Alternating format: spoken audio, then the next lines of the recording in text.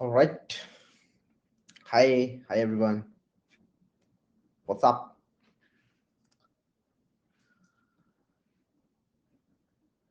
All right, let's start the class then.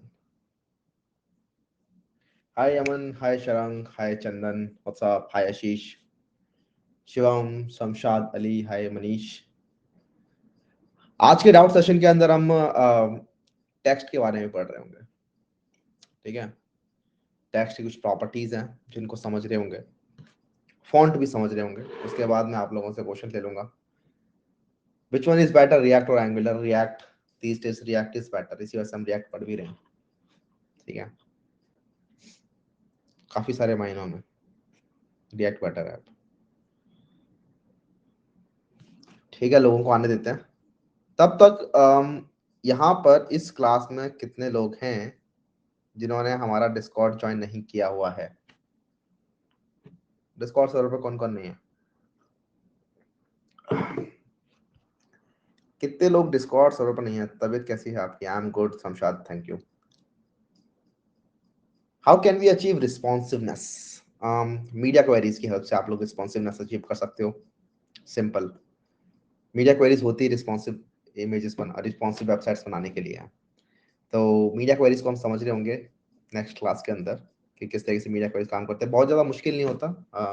Basically आप define कर देते हो अपने लेआउट को अलग अलग विड्थ ऑफ स्क्रीन्स के लिए, कि इतनी विड्थ होगी तो ऐसा लेआउट दिखना चाहिए, इतनी विड्थ होगी तो ऐसा लेआउट दिखना चाहिए।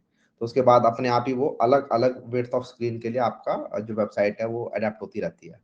तो मोबाइल फोन के अंदर वही वेबसाइट अलग दिखती है और लैपटॉप के अंदर वही वेबसाइट अलग तरीके से दिख रही होती है। That is responsiveness. खाली बॉक्स को कैसे सेंटर में लेके आए? जैसे मैंने बताया था, डिस्प्ले फ्लैग्स कर दो पेरेंट को डिस्प्ले फ्लैग्स करके justify content centre and align item centre, and that will bring every element in the children in the centre. Firefox पे बहुत चलती है स्मूथ क्लास, आज पता चला। हाँ तो ठीक है, अभी एक काम करो, सारे के सारे लोग क्रोम बंद करो, फायरफॉक्स इंस्टॉल करो अगर नहीं है तो, या फिर अगर फायरफॉक्स है नहीं तो क्रोम के जरिए फायरफॉक्स इंस्टॉल करके and then log in into Firefox, अगर ऐसा है तो। ठीक है, अभी थोड़ी देर तो मैं बस बातें करता हूँ। गिव अस 5 मिनट्स भैया, बिल्कुल आराम से टाइम लो, बस मैं अभी फिलहाल ऐसी बातें कर रहा हूँ। आज ऐसे भी हमारा डाउट सेशन ही है। तो हम अपना 9:03 हो रहा है, 9:10 पर स्टार्ट करते हैं टेक्स्ट एंड फॉन्ट्स के साथ। उसके बाद हम डाउट्स ले रहे होंगे बाद में at the end of the class, जितने भी लोग बचेंगे। ठीक है, मैं एक बार ना डिस्कॉर्ड पे भी बता देता हूँ सबको।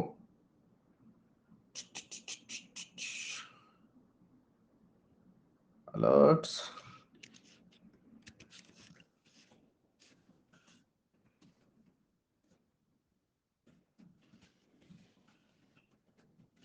we will take a class on fonts and text.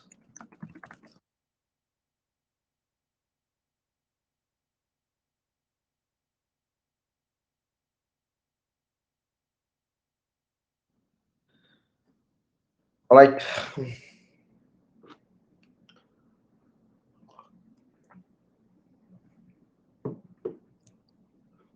Link के नीचे वाली लाइन हटा सकते हैं? हाँ बिल्कुल, उसके लिए आज हम पढ़ेंगे टेक्स्ट डेकोरेशन को। तो टेक्स्ट डेकोरेशन क्या होता है? लिंक ने बाय डिफॉल्ट टेक्स्ट डेकोरेशन लगा रखा होता है, एक अंडरलाइन। तो by setting the text decoration as none you can remove that line. तो लिंक के अंदर जाओ और सीएसएस की प्रॉपर्टी डिफाइन करो, text decoration none, it will remove that underline.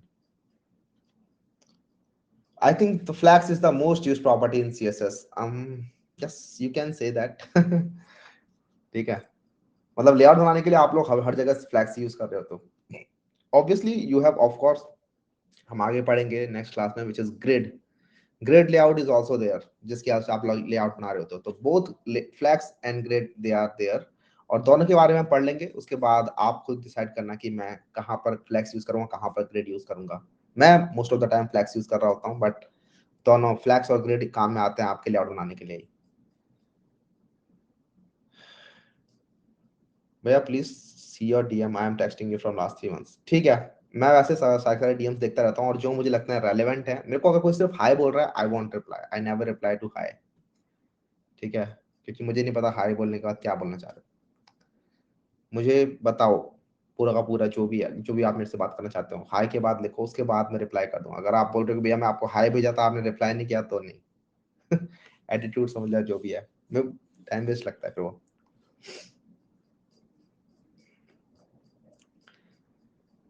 What about database relationships, what about it, क्या पूछना चाहते हो?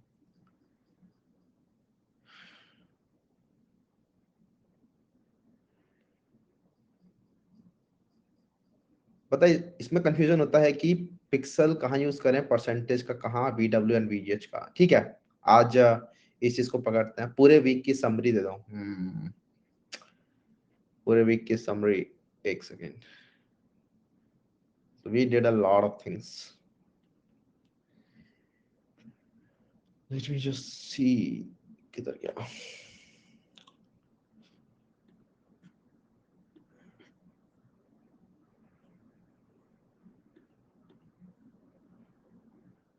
तो CSS ही पढ़ रहे थे हम, पूरे टाइम CSS ही पढ़ते रहे थे।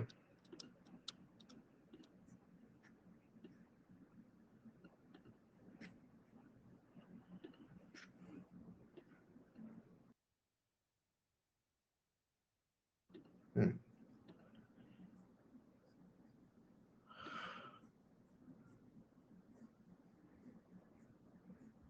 नहीं, ये तो पॉसिबल नहीं है पूरे वीक की समरी देना।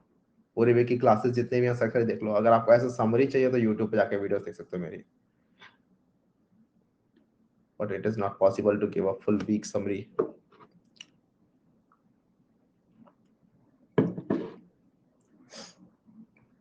टेक्स्ट को सेंटर कैसे करें हम देख लेंगे अभी।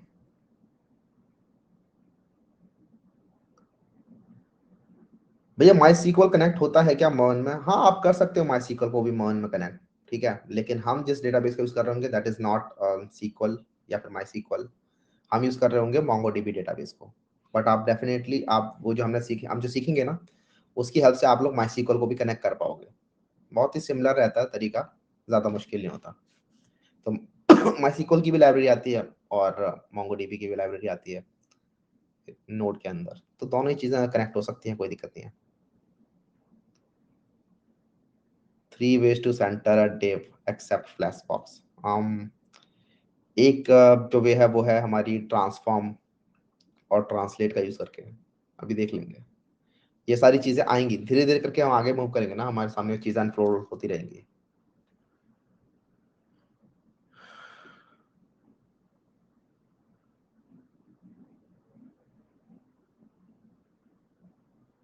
सिर्फ लास्ट डे की शॉर्ट समरी दे दो।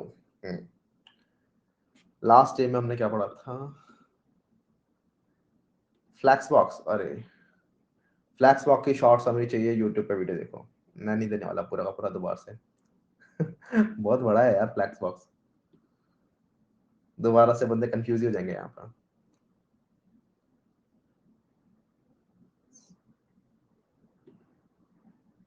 Huge flex boxes, big topic. Let me just quickly open Flexbox.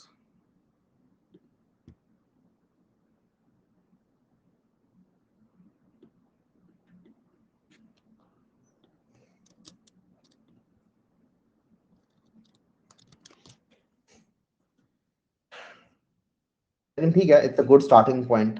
तो क्योंकि फ्लैक्स बॉक्स एक बहुत ही ऐसा टॉपिक है जो कि लोग भूल जाते हैं। ठीक है, तो फ्लैक्स बॉक्स की समरी के साथ ही स्टार्ट करते हैं, it's a good starting point. But वो हम स्टार्ट करेंगे बाद में। Let's first talk about the topic eight hand today, which is text and font. ठीक है, why it is showing only 4% complete, I don't know, it's a bug maybe। सबका 4% 2% ऐसे ही अटका हुआ है, तो डोंट वरी। ठीक होगा तो वो एक साथ ही सबका ठीक हो जाएगा, और नहीं ठीक होगा तो फिर किसी का ही ठीक नहीं होने वाला वो।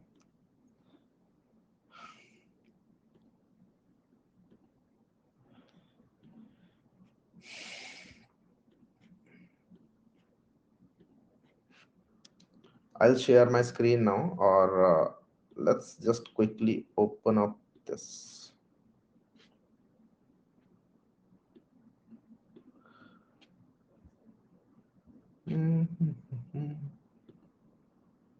Open.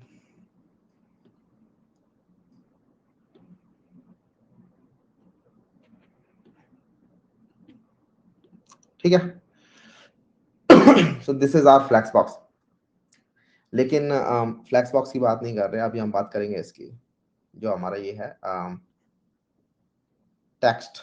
ठीक है, तो मैंने टेक्स्ट की कुछ स्लाइड्स बनाई हैं, और आज आपकी टेक्स्ट रिलेटेड जो चीजें हैं, क्वेरीज हैं कि टेक्स्ट को सेंटर कैसे करना है, टेक्स्ट के नीचे से वंडरलाइन वगैरह कैसे हटानी है, टेक्स्ट को छोटा बड़ा कैपिटल, टेक्स्ट के अंदर स्पेसिंग वगैरह कैसे करनी है.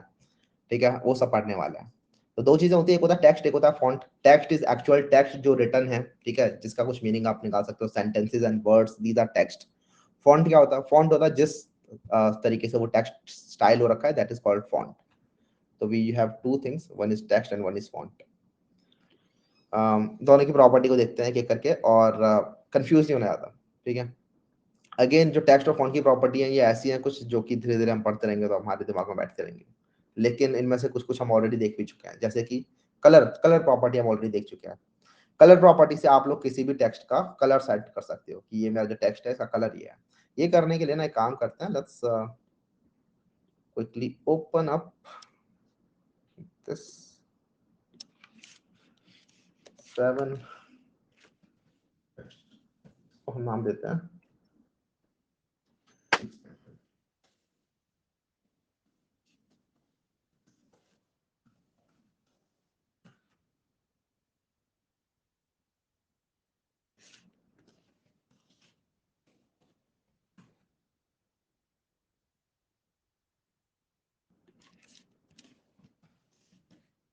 और index.html के अंदर हम अपना index.html लिख लेंगे, टेक्स्ट एंड फॉन्ट्स, और इसको हम कनेक्ट कर लेंगे लिंक विद CSS.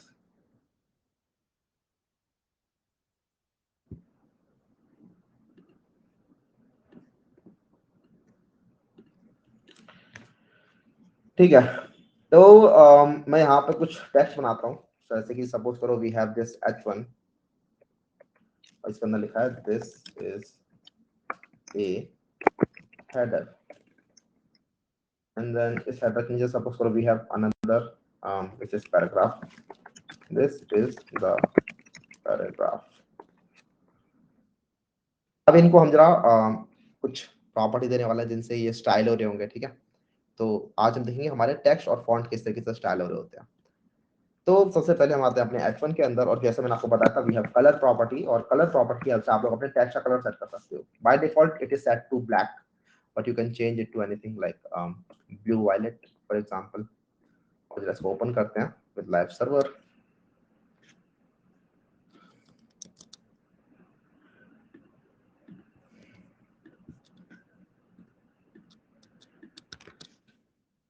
ये हमारा हेडर हमें यहाँ पे दिख रहा है.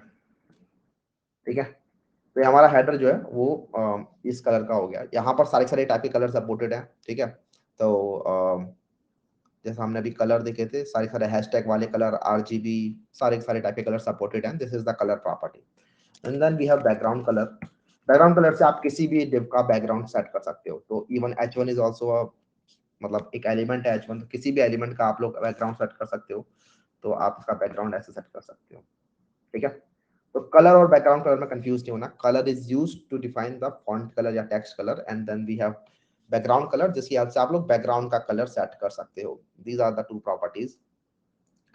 इसके बाद हमारे पास कलर के अलावा कुछ और प्रॉपर्टीज भी होती हैं. एक काम करता हूँ मैं,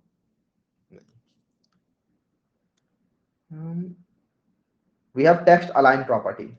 टेक्स्ट अलाइन प्रॉपर्टी की हेल्प से आप लोग टेक्स्ट को वो अलाइन कर सकते हो. किसी ने भी पूछा था भैया टेक्स्ट अलाइन किस तरीके से होगा, तो हाँ, we have a text align property. उसकी हेल्प से आप लोग लेफ्ट राइट सेंटर या जस्टिफाई कर सकते हो टेक्स्ट को. अगर आपको समझना है कि लेफ्ट राइट सेंटर और जस्टिफाई किस तरीके से काम करता है, तो उसके लिए मेरे को एक बड़ा टेक्स्ट लिखने दो, लॉरम लेट्स से 100. हमारा थोड़ा सा ये जो टेक्स्ट है बड़ा दिख रहा है। और इस टेक्स्ट के अंदर आप देख रहे हो यहाँ पर राइट साइड में थोड़ा सा स्पेस है, मतलब नीमो के राइट साइड में स्पेस है, पोरो के यहाँ पर राइट साइड में स्पेस है। ये सब किस लिए हो रहा है? क्योंकि जो हमारा टेक्स्ट है इस टाइम पर लेफ्ट साइड अलाइन हो रखा है, ठीक है। तो बाय डिफॉल्ट टेक्स्ट आपका लेफ्ट साइड अलाइन होता है, लेकिन ऑब्वियसली वी कैन, मतलब of course we can move it to right side. तो आप लिख सकते हैं यहाँ पे टेक्स्ट अलाइन राइट। तो आप आओगे अपने पैराग्राफ को पहले सिलेक्ट करोगे और we can write text align to right. इससे आपका टेक्स्ट राइट साइड में अलाइन हो जाएगा इस तरीके से। तो अब आपका लेफ्ट साइड में स्पेस वगैरह आ रहा है, ठीक है। तो this is the text align property. इसके अलावा वी हैव सेंटर, जिससे कि आपका टेक्स्ट जो है वो सेंटर में लाइन हो जाएगा। तो इस तरीके से आप देख रहे हो सेंटर में लाइन हो रहा है टेक्स्ट, आपके लेफ्ट साइड में भी स्पेस है, आपके राइट साइड में भी स्पेस है, और टेक्स्ट आपका इस तरीके से सेंटर में लाइन हो गया। आप चाहते हो कि नहीं, जैसा मैगजीन्स में होता है, कई बार आपने देखा होगा कि पूरा का पूरा जो टेक्स्ट है वो आपका एंड टू एंड अलाइन होता है।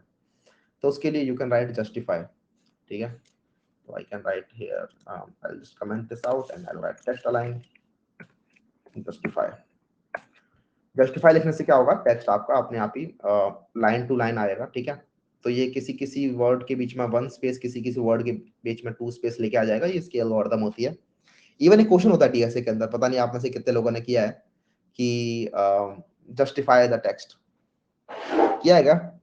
जस्टिफाई टेक्स्ट वाला क्वेश्चन। आप लोगों को एक सेंटेंस मिलता है और आपको बताना होता है जस्टिफाई कैसे होगा ये सेंटेंस। इंटरव्यू बिट के ऊपर है, लीड कोड के ऊपर भी है। यस, काफी लोगों ने किया है।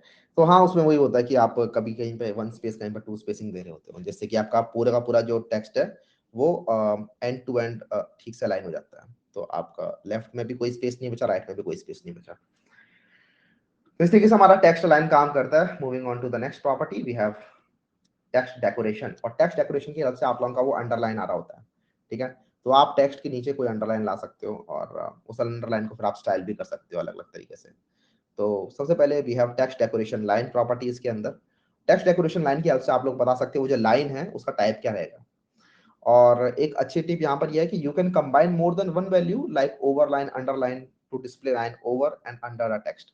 तो बेसिकली टेक्स्ट के नीचे ऊपर अगर आपको लाइन दिखानी है तो you can use text decoration line. Again ये जो टेक्स्ट डेकोरेशन लाइन है ना, ये एक साथ ना इसके अंदर 4-5 प्रॉपर्टीज आएंगी।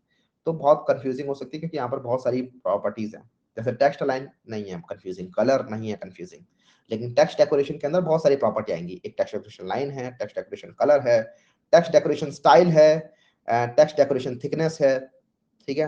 तो बंच ऑफ डेकोरेशंस हैं। तो इसको अगर हम जब भी यूज कर रहे होंगे एक्चुअल किसी प्रोजेक्ट के अंदर, तो वी विल गूगल इट कि मेरे को एक ऐसे वीवी लाइन बनानी है तो क्या क्या प्रॉपर्टी है, या फिर we will just Google text decoration property और उसके बाद हमें ये चारों की चारों प्रॉपर्टी मिल जाएगी and then we can use it, ठीक है। मैं अभी भी ऐसे यूज करता हूँ, मुझे चारों याद नहीं है, और इवन वैल्यूज भी आपको याद करनी चाहिए होती है।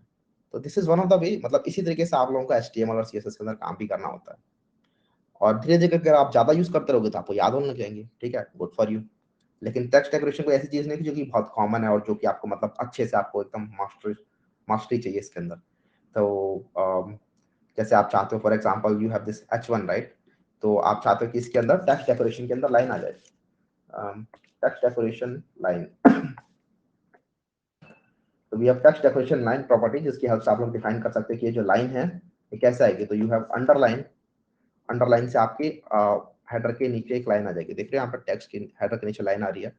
एक काम करते हैं, इस हेडर के पीछे से बैकग्राउंड कलर को हटा देते हैं और इसको सेंटर कर देते हैं। तो टेक्स्ट अलाइन एंटर। तो हमारा टेक्स्ट डेकोरेशन लाइन होता है। वी हैव अंडरलाइन और वी हैव ओवरलाइन। तो इस तरीके से आप टेक्स्ट के ओवर भी लाइन को लेकर आ सकते हो, ठीक है। तो टेक्स्ट के ऊपर कोई लाइन आ जाएगी इस तरीके से, ओवरलाइन। एक काम करें, इसको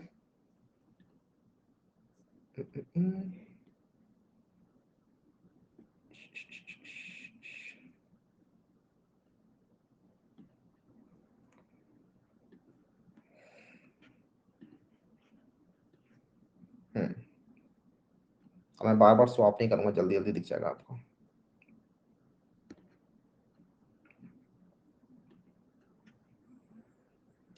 दिख रहा है ना सब कुछ, कोई दिक्कत तो नहीं? लेफ्ट साइड में कोड है, राइट साइड में टैग ये है।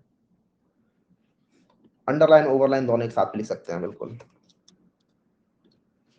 You can right like this, underline overline. अब देखोगे यहाँ पे एक अंडरलाइन भी आ रही है, एक ओवरलाइन भी आ रही है, ठीक है। Different between text decoration line अभी पढ़ते हैं। टेक्स्ट डेकोरेशन बेसिकली एक शॉर्ट हैंड प्रॉपर्टी है जो कि अपने अंडर में 4 प्रॉपर्टीज को लेके आती है, ठीक है। तो अंडरलाइन ओवरलाइन लाइन थ्रू की आदत से आप लोगों का लाइन थ्रू ऐसा आ सकता है बेसिकली। इसको मैं कर देता हूँ comment, text decoration line through, तो ये बीच में से लाइन आ जाएगी, ठीक है। इस तरीके से आप चाहो तो लाइन थ्रू के साथ साथ अंडरलाइन भी लिख सकते हो और ओवरलाइन भी लिख सकते हो, तो आपको ये तीनों लाइनें देखने को मिलेंगी।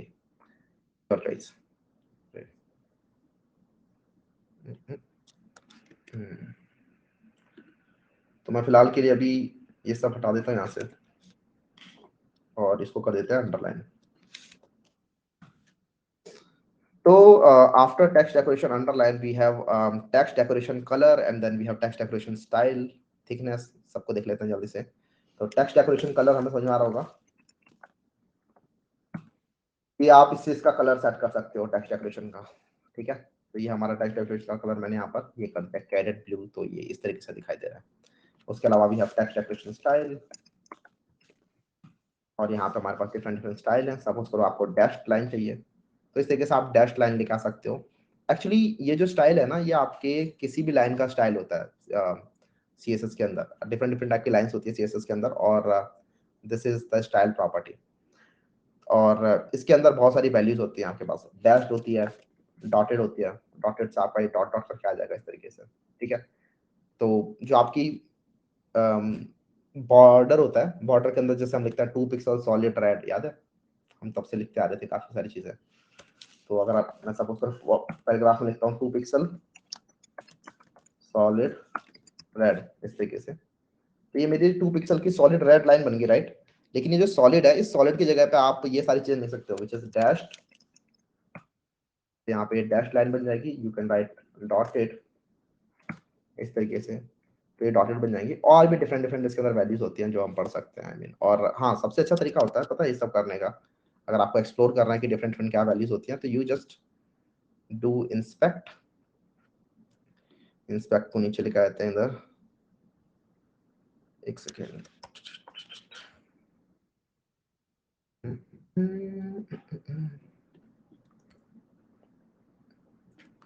सेलेक्ट दिस लाइन, रिस्पॉन्सिवनेस हटा देते हैं यहाँ से, सेलेक्ट दिस लाइन। उसके बाद we have text decoration style, right. यहाँ पे डॉटेड, इस डॉटेड की जगह कुछ कुछ लिखो यहाँ, मतलब डॉटेड पे हटाओ और यहाँ पे आप फिर सब कुछ एक साथ लिख सकते हो। देखो डैश्ड, डॉटेड, डबल, ठीक है। डबल टाइप की लाइन हो गई हमारे पास। इनहेरिट होता है बेसिकली कि पेरेंट्स ने क्या लाइन ले रखी है वो हम इनहेरिट कर लेंगे, लेकिन आप ये ज्यादा यूज नहीं करते। सॉलिड, सॉलिड लाइन सेट करने के लिए, and then we have this funky looking line which is wavy, ठीक है। तो इस तरीके से आप लोग सीधा यहीं पर चीजें चेंज कर सकते हो, जैसे कि आप डिफरेंट डिफरेंट जो वैल्यूज हैं किसी प्रॉपर्टी की वो एक साथ सीख सको। तो टेक्स्ट डेकोरेशन स्टाइल देख लिया हमने, line colour and style.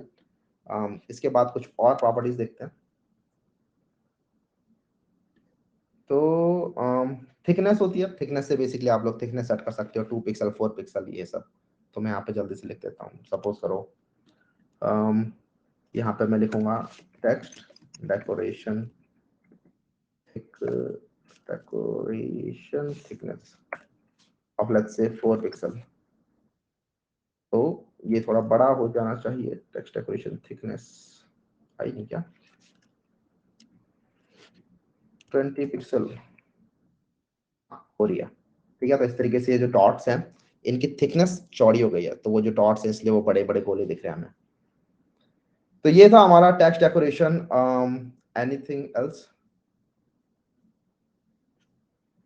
I don't think इसके अलावा इसके अंदर टेक्स्ट डेकोरेशन के कुछ अंदर कुछ और होता है। And then we have one other property which is text decoration itself, जिसके अंदर आप ये सारी सारी प्रॉपर्टीज, एक्चुअली 4 प्रॉपर्टीज जो होती हैं which is text decoration line, colour, style और थिकनेस को आप एक साथ लिख सकते हो।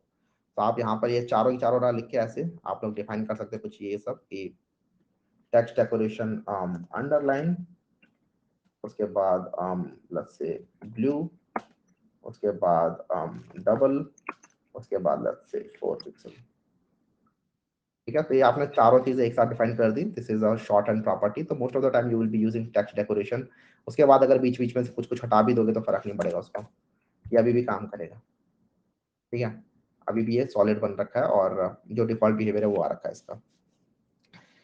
Now what else, we have text transform. तो ये बेसिकली काम में आता है आपका जो एक्चुअल जो वर्ड्स है, जो सेंटेंसेस हैं, उनको ट्रांसफॉर्म करने के लिए। We have different values for this which are capitalize, upper case and lower case. तो आप अपने टेक्स्ट को अपर केस, लोअर केस और कैपिटलाइज कर सकते हो। तो फॉर एग्जांपल ये हमारा ये हेडर है, इसी के अंदर कुछ कुछ प्रॉपर्टीज डिफाइन करते हैं विच इज लाइक टेक्स्ट क्या था, डेकोरेशन हो गया, टेक्स्ट स्टाइल नहीं, टेक्स्ट ट्रांसफॉर्म। टेक्स्ट ट्रांसफॉर्म और यहाँ पर हमारे पास वैल्यूज हैं। सपोज करो मैं करता हूँ कैपिटलाइज। कैपिटलाइज करने से क्या होता है आप देखो यहाँ पे, इस का आई बड़ा हो गया और ए का ए बड़ा हो गया। टी और एस तो पहले से ही बड़े थे हेडर के। तो ये क्या करता है, सभी के सभी वर्ड्स का पहला लेटर कैपिटल कर देता है। टेक्स्ट ट्रांसफॉर्म कैपिटलाइज करने से आप हर एक वर्ड के पहले लेटर को कैपिटल कर देते हो। यू हैव स्मॉल केस, जिससे कि ये सारे के सारे लेटर, सॉरी लोअर केस, देखो मुझे याद नहीं है, ठीक है, और ये काम नहीं करता, मैं नेट पे देख रहा था या फिर ये मेरी हेल्प कर दी इसने विजुअल स्टूडियो कोड ने। ये कुछ ऐसी चीजें हैं जो बहुत ज्यादा आप यूज नहीं करते हो। And then we have upper case. मतलब मुझे अगर लोअर केस बनाना ही होता टेक्स्ट ट्रांसफॉर्म, तो मैं पहले ही टेक्स्ट को अपर केस या लोअर केस एचटीएमएल के अंदर ही लिख रहा होता। ठीक है, बट ये पता रहना चाहिए कि ठीक है अपर केस हो गया अब सारे सारा हमारा हेडर इससे। ठीक है, इसको हम कमेंट आउट कर देते हैं। तो ये हमारी टेक्स्ट ट्रांसफॉर्म की प्रॉपर्टी थी। Moving on, we have text spacing. तो ये है बेसिकली आप लोगों के टेक्स्ट के अंदर स्पेसिंग देने के लिए। First we have text indent, then we have letter spacing, line spacing and then line height. तो एक एक करके देखते हैं सबको। मैं आता हूँ इसके लिए पैराग्राफ के अंदर आता है। ठीक है, हम आए अपने पैराग्राफ के अंदर और इस पैराग्राफ के अंदर कुछ कुछ वैल्यू डिफाइन करते हैं। सबसे पहले text indent of let's say 100 pixel. तो इससे क्या होगा, आपका जो पहला लाइन है अब वो 200 पिक्सल 100 पिक्सल दूर से स्टार्ट हो रही है। तो ये आपने काफी बार देखा होगा, आपके कुछ कुछ बुक्स के अंदर पैराग्राफ्स इस तरीके से स्टार्ट हो रहे होते हैं, राइट, कि जो पहला सेंटेंस है वो थोड़ा जगह लेके स्टार्ट होता है, इंडेंट होके स्टार्ट होता है। तो वो इस तरीके से टेक्स्ट इंडेंट की प्रॉपर्टी यूज हो रही होती है उसके अंदर। टेक्स्ट इंडेंट ना करके हम कुछ और भी चेंज कर सकते हैं। टेक्स्ट इंडेंट हो गया हमारा, उसके बाद होता है हमारा लेटर स्पेसिंग। लेटर स्पेसिंग सुन के ही लग रहा है कि हाँ ये लेटर के बीच में स्पेसिंग देने काम में आता होगा। सपोज कर मैं अल्फा लिखता हूँ 8 पिक्सल, हमारे सारे के सारे लेटर्स के बीच में 8 पिक्सल का गैप आ जाएगा, THIS। और ये इज और दा के बीच में इतना सारा स्पेस क्यों है, क्योंकि हमने जस्टिफाई कर रखा है टेक्स्ट को। तो पैराग्राफ यहाँ पर नहीं आ सकता था, इसीलिए यहाँ पर इनके बीच में इतना बड़ा स्पेस हो गया। अगर मैं यहाँ से वो जस्टिफाई हटा दूंगा व्हिच इज दिस, तो आप देखोगे कि सिर्फ आपके वर्ड्स लेटर्स के बीच में ये स्पेस आ रहा है। लेटर स्पेसिंग ये बहुत ज्यादा हो गई है, इसको हम थोड़ा छोटा करते हैं, लेट्स से 2 पिक्सल। तो ये थोड़ा आपके पैराग्राफ्स की रीडेबिलिटी को बढ़ाने के काम में आता है, राइट। तो ये हमारा लेटर स्पेसिंग है। Similarly we have line height. यहाँ पर ये जैसे लाइन आपकी आपस में चिपक रखी है, आप इनके लाइन हाइट को बड़ा कर सकते हो। For example let's say we have 4 pixel. तो यहाँ पर अभी सबके सब चिपक गए आपस में, ठीक है। लाइन हाइट हमने बहुत कम कर दिया। हम यहाँ पर डिफाइन करते हैं लेट्स से 20 पिक्सल। तो अब ये थोड़ी बड़ी रहनी चाहिए, ठीक है, थोड़ी सी बड़ी हो गई है। बाय डिफॉल्ट आई थिंक ये 14 पिक्सल होती है बाय डिफॉल्ट, नॉट श्योर, 16 होती है, ठीक है। बाय डिफॉल्ट ये ऐसा था, लेकिन आप इसको बड़ा छोटा कर सकते हो, लाइन को, लाइन के बीच में जो स्पेसिंग है। तो ये बहुत ज्यादा कुछ एडवांस्ड, बहुत ज्यादा कुछ स्पेशल प्रॉपर्टीज नहीं है, ठीक है। ऐसी हैं जो कि हाँ पता है तो ठीक है, हम अपने टेक्स्ट के अंदर चेंजेस कर रहे हैं तो हम आराम से कर सकते हैं वो सब चीजें, ठीक है। लाइन हाइट हो गया, लेटर स्पेसिंग हो गया, even we have word spacing. तो अगर आप चाहते हो कि भाई आपके वर्ड के बीच में थोड़ा ज्यादा स्पेस हो, क्योंकि अभी आपको पता नहीं चल रहा कि शायद वर्ड के बीच में स्पेस कितना है, तो we can move it to 4 pixel. Let's say हमारे यहाँ वर्ड थोड़े दूर दूर हो गए हैं, ठीक है। We can even do further like 8 pixel. तो हमारे वर्ड सब सारे सारे दूर दूर हो गए। तो हमारे लेटर के बीच में स्पेस है 2 पिक्सल का, वर्ड के बीच में स्पेस है 8 पिक्सल का, और लाइंस के बीच में स्पेस है 24 पिक्सल का। We have text indent of 100 pixel, so that हमारा जो पहली लाइन है वो 100 पिक्सल दूर से स्टार्ट हो रही है। तो these are all the properties for text spacing. Next we have text shadow, और इसकी हेल्प से आप लोग टेक्स्ट के अंदर शैडो वगैरह लगा सकते हो। तो इट्स अ कूल प्रॉपर्टी, और यूज कर रहे होते हैं इसे हम टेक्स्ट के अंदर शैडो वगैरह लगाने के लिए ही, ऐसा नेम सजेस्ट। तो हम यहाँ पर जैसे दिस इज अ हेडर है, इसके अंदर चेंज करके देखते हैं। तो जो भी शैडो होती है, टेक्स्ट शैडो होती है, इवन बॉक्स शैडो होती है, वो सेम कंसेप्ट पे काम करती है, विच इज दिस की आप 4 चीजें डिफाइन कर रहे होते हैं उसके अंदर। तो राइट टेक्स्ट शैडो सबसे पहले आप बताते हो हॉरिजॉन्टली कितना दूर होनी चाहिए वो शैडो, ठीक है। तो आप बता दोगे लेट्स से कि हॉरिजॉन्टली 5 पिक्सल दूर हो जाएगी वो। उसके बाद आप बताओगे वर्टिकली कितना नीचे चल जाएगी, तो वर्टिकली सपोज कर मैं बोलता हूँ कि 10 पिक्सल वर्टिकली वो नीचे चल जाएगी शैडो। उसके बाद आप बताओगे इसका ब्लर रेडियस कितना रहना चाहिए। अभी फिलहाल मैं ब्लर रेडियस को हटा के मैं इसका कलर दे देता हूँ ब्लैक, कि शैडो का कलर क्या रहना चाहिए, ब्लैक। तो आप देखोगे मेरी ये जो शैडो बन गई है पीछे, ये मेरा एक टेक्स्ट है, उस टेक्स्ट के पीछे शैडो बन गई है। अंडरलाइन को हटा देते हैं यहाँ से, तो हमें दिख रहा है ये हमारी टेक्स्ट है, इस टेक्स्ट के पीछे हमारी ये शैडो बन रही है। ये शैडो अभी बिल्कुल भी ब्लर नहीं हो रखी और ये बहुत ही ज्यादा दूर चली गई है, तो ऐसी टेक्स्ट शैडो तो आप यूज नहीं करोगे कभी। What you will normally do is like this 2 pixel 2 pixel, और इस तरीके से आपको ये शैडो दिखाई देगी, थोड़ा सा टेक्स्ट आपका ऊपर आ गया है। But what you will also do is define blur radius। तो आप यहाँ पे बता सकते हो कि ये जो हमारी टेक्स्ट शैडो है ये थोड़ी सी ब्लर्ड है 4 पिक्सल में भी। तो ये आप टेक्स्ट शैडो एक्चुअल कुछ इस तरीके से आप लोग यूज कर सकते हो, ठीक है। तो इस तरीके से आप लोग डिफाइन कर सकते हो अपनी टेक्स्ट शैडो को। लेकिन शैडो के अंदर एक और कूल प्रॉपर्टी होती है विच इज दिस, कि आप लोग मल्टीपल टेक्स्ट शैडो डिफाइन कर सकते हो कॉमा सेपरेटेड। तो एक टेक्स्ट शैडो तो आपकी ये हो गई ब्लैक, ये वाली जो कि 2 पिक्सल 2 पिक्सल 4 पिक्सल इस तरीके से है। You can right even more shadows यहाँ पर। मैं एक और शैडो डिफाइन करूंगा जो कि लेट्स से 4 पिक्सल दूर है, 4 पिक्सल दूर है, may be blur radius same है, लेकिन ये रेड कलर की है मे बी। अब देखोगे आपकी ब्लैक शैडो के पीछे एक रेड शैडो दिख रही है, ठीक है। मे बी ना दिखे क्योंकि वो मैंने ज्यादा ब्लर कर रखी है, तो maybe make it to 1 pixel. तो आपको एक रेड शैडो भी दिखाई देगी, एंड देन रेड शैडो के ऊपर एक ब्लैक कलर की शैडो भी है।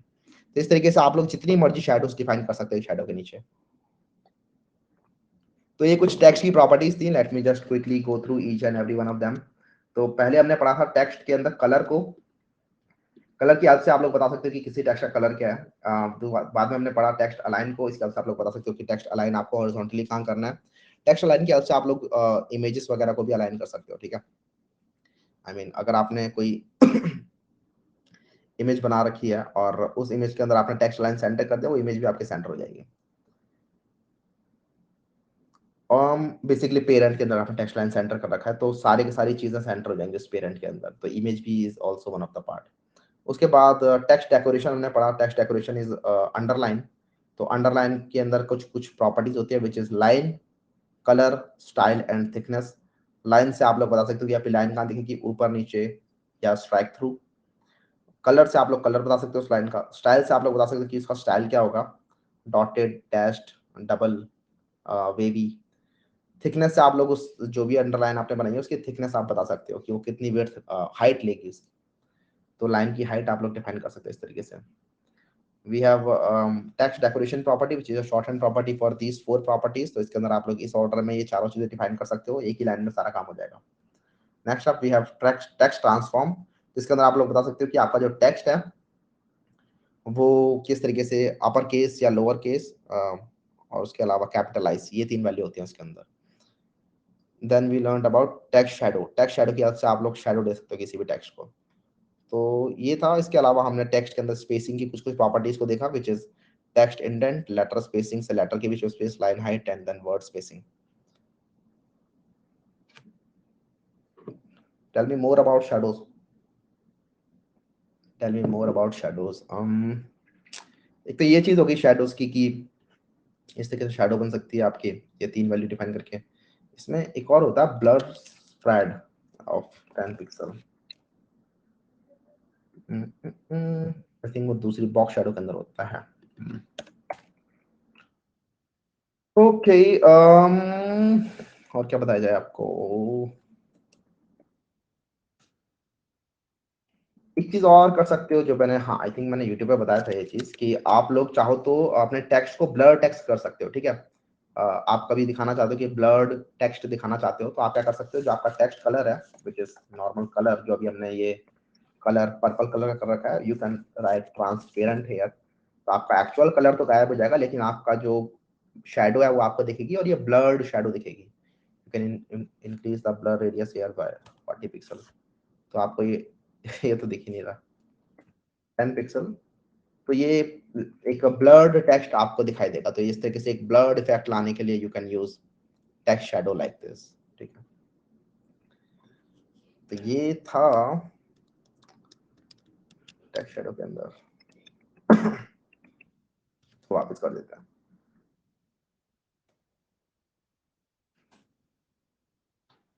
ठीक है, तो ये कुछ ज्यादा खतरनाक प्रॉपर्टीज नहीं थी, ये सब नॉर्मली था। Next we move to font properties. तो फॉन्ट के अंदर हम पूरा का पूरा जो फॉन्ट है उसके साथ छाड़ कर सकते हैं। बेसिकली अभी हम टेक्स्ट के अंदर काम कर रहे थे कि हमारे जो वर्ड्स थे, सेंटेंसेस थे, एज अ होल उनमें काम कर रहे थे। मतलब वर्ड अलग, सेंटेंस अलग, लाइन अलग, पैराग्राफ अलग, ये सब।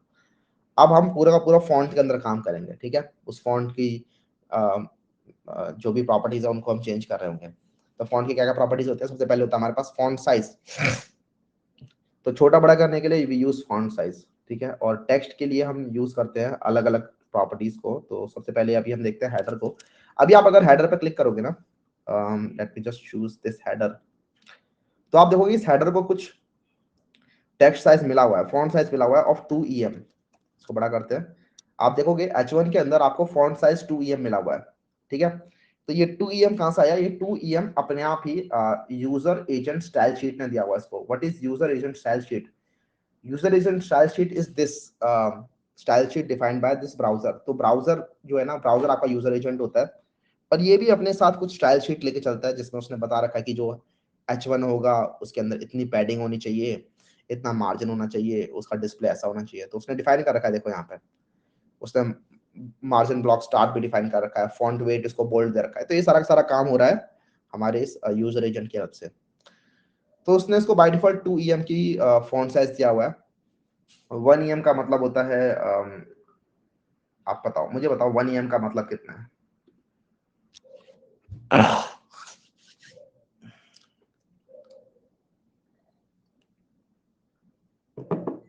1 EM का मतलब 16 पिक्सल होता है बाय डिफॉल्ट। यस, मैंने आपको बताया था EM और REM वाली क्लास के अंदर कि EM जो होता है वो आपका रिलेटिव टू द पेरेंट वो बता रहा होता है कि पेरेंट ने कितना फॉन्ट साइज किया डिफाइन कर रखा है, उसके हिसाब से मेरी वैल्यू कुछ होगी। ठीक है, तो अगर पेरेंट ने अपना फॉन्ट साइज डिफाइन कर रखा है 16 पिक्सल, मतलब अगर पेरेंट ने अपना फॉन्ट साइज डिफाइन नहीं कर रखा तो पेरेंट का font size by default 16 pixel होता है, इसलिए 1 EM की वैल्यू 16 पिक्सल होती है। पेरेंट ने अगर अपना फॉन्ट साइज डिफाइन कर रखा है 20 पिक्सल, तो 1 EM की वैल्यू 20 पिक्सल हो जाएगी बाय डिफॉल्ट। तो यहाँ पर 2 EM है, तो 2 EM का मतलब है 32 पिक्सल। ठीक है, क्योंकि 1 EM का मतलब है 16 पिक्सल, क्योंकि पेरेंट ने अपना टेक्स्ट साइज डिफाइन नहीं कर रखा है। लेकिन सपोज करो कि जो पेरेंट है, पेरेंट क्या है अभी हमारे H1 और P का पेरेंट है बॉडी। सपोज करो हमारी इस बॉडी ने text size font size define कर रखा है, font size of let's say 16 pixel by default होता है। मैं यहाँ पे डाल देता हूँ लेट्स से 32 पिक्सल। तो अब क्या होगा, सबका फॉन्ट यहाँ पे बड़ा हो गया, हेडर भी बड़ा हो गया, पैराग्राफ भी बड़ा हो गया। आप लोग हेडर कैसे बड़ा हो गया? हेडर के अंदर तो अभी भी मैं पढ़ पा रहा हूँ, हेडर के अंदर तो अभी भी फॉन्ट साइज 2 EM लिखा हुआ है और कहीं से इसे फॉन्ट साइज मिला भी नहीं है। हेडर का फॉन्ट साइज तो अभी भी 2 EM है। तो आप बोलोगे हाँ सही बात है 2 EM ही है, तो 2 EM इतना बड़ा कब से हो गया? 2 EM इतना बड़ा इसलिए हो गया क्योंकि अब 2 EM की वैल्यू है 64 पिक्सल। ठीक है, तो EM बेसिकली आपके पेरेंट के हिसाब से काम करता है। पेरेंट में जो भी फॉन्ट साइज होगा वो आपके 1 EM की वैल्यू होगी। पेरेंट में 1 EM की वैल्यू अभी फिलहाल 32 पिक्सल है, तो 2 EM की वैल्यू 64 पिक्सल हो गई है। पेरेंट में अगर आप नहीं डिफाइन करोगे फॉन्ट साइज, तो 1 EM की वैल्यू बाय डिफॉल्ट 16 पिक्सल ही होती है। तो ये था about text size, font size basically. ठीक है, और इसीलिए इसी वजह से मैंने आपको बताया था कि आपको हमेशा REM यूज करना चाहिए। तो अभी किसको डाउट आया था कि भैया कब REM यूज करें, कब EM यूज करें, वगैरह वगैरह। तो जैसे जैसे हम करते हैं ना चीजें, तब जैसे जैसे आपको खुद भी दिखने लगेगा। जैसे हमने कल एक रेज्यूमे वाली वेबसाइट बनाई थी, उसके अंदर आपको दिखा होगा मैं कहीं पे पिक्सल यूज कर रहा हूँ। ठीक है, जैसे कि मैं शेडोज वगैरह डिफाइन करते टाइम पिक्सल यूज कर रहा हूँ, मैं वहां पे परसेंटेज यूज नहीं कर रहा। लेकिन जब मैं विड्थ डिफाइन कर रहा हूँ बॉक्सेस की, तो मैं परसेंटेज यूज कर रहा हूँ कई बार। ठीक है, जब मैं फॉन्ट साइज डिफाइन कर रहा हूँ तो मैं EM या REM यूज कर रहा होता हूँ। मोस्टली मैं REM यूज कर रहा होता हूँ। तो फॉन्ट साइज के अंदर आप लोग REM यूज कर रहे होते हो। इवन जो हमारी जो फॉन्ट वाली क्लास थी, मतलब आई थिंक यूनिट्स वाली जो क्लास थी, उस क्लास के अंदर भी मैंने आपको बताया था कि एक छोटा सा पैराग्राफ लिखा हुआ था जिसमें मैंने आपको बता रखा था कि EM REM यहाँ यूज करते हैं, परसेंटेज यहाँ यूज करते हैं। तो पिक्सल आप मोस्टली यूज कर रहे होगे बॉर्डर्स वगैरह के अंदर, शेडोज वगैरह के अंदर, ठीक है, कि ये इतना पिक्सल दूर चला जाए। क्योंकि पिक्सल जो होता है ना, ये सभी डिवाइस पर उतना ही बड़ा दिखने वाला है, सभी डिवाइसेस पर पिक्सल की वैल्यू उतनी बड़ी रहेगी। पिक्सल फिक्स वैल्यू होती है। लेकिन यूजर कई बार चाहे तो, जो जैसे कुछ जो ओल्ड ओल्ड लोग होते हैं, वो क्या करते हैं, अपने स्क्रीन की अपीयरेंस को बड़ा कर लेंगे, ठीक है। वो क्या करेंगे कि अपने लैपटॉप में आएंगे, जैसे मैं इसको एक बार बड़ा करता हूँ,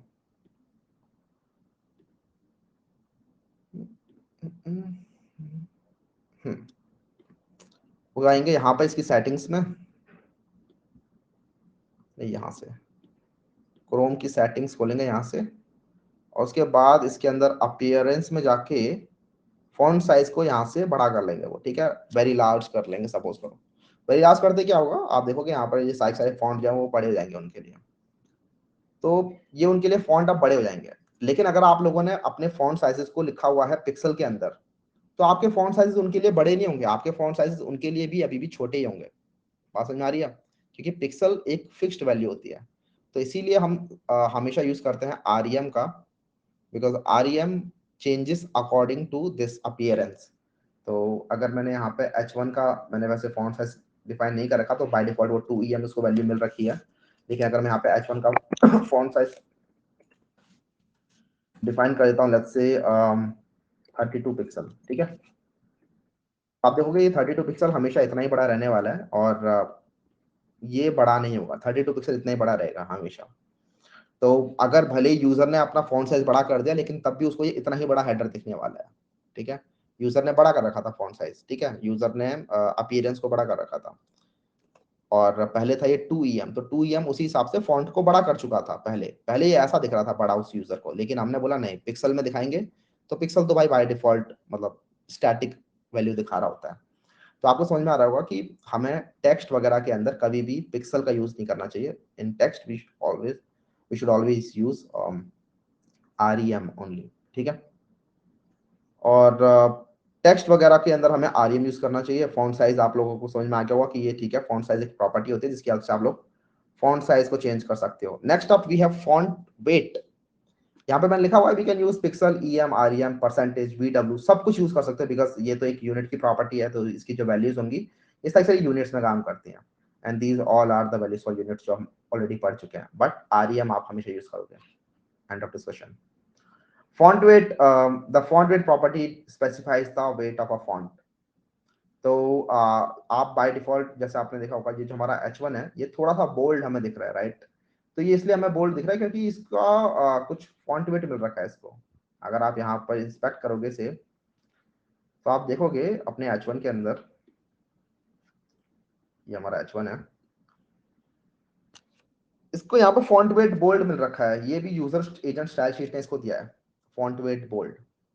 तो ये आप चेंज कर सकते हो, फॉन्ट वेट बोल्ड से इसको कर सकते हो नॉर्मल, ठीक है। तो इसकी हमारे पास वैल्यूज होती हैं, फॉन्ट वेट लिखोगे आप, उसके बाद आप देख सकते हैं यहाँ पे bold, bolder, light, lighter, normal.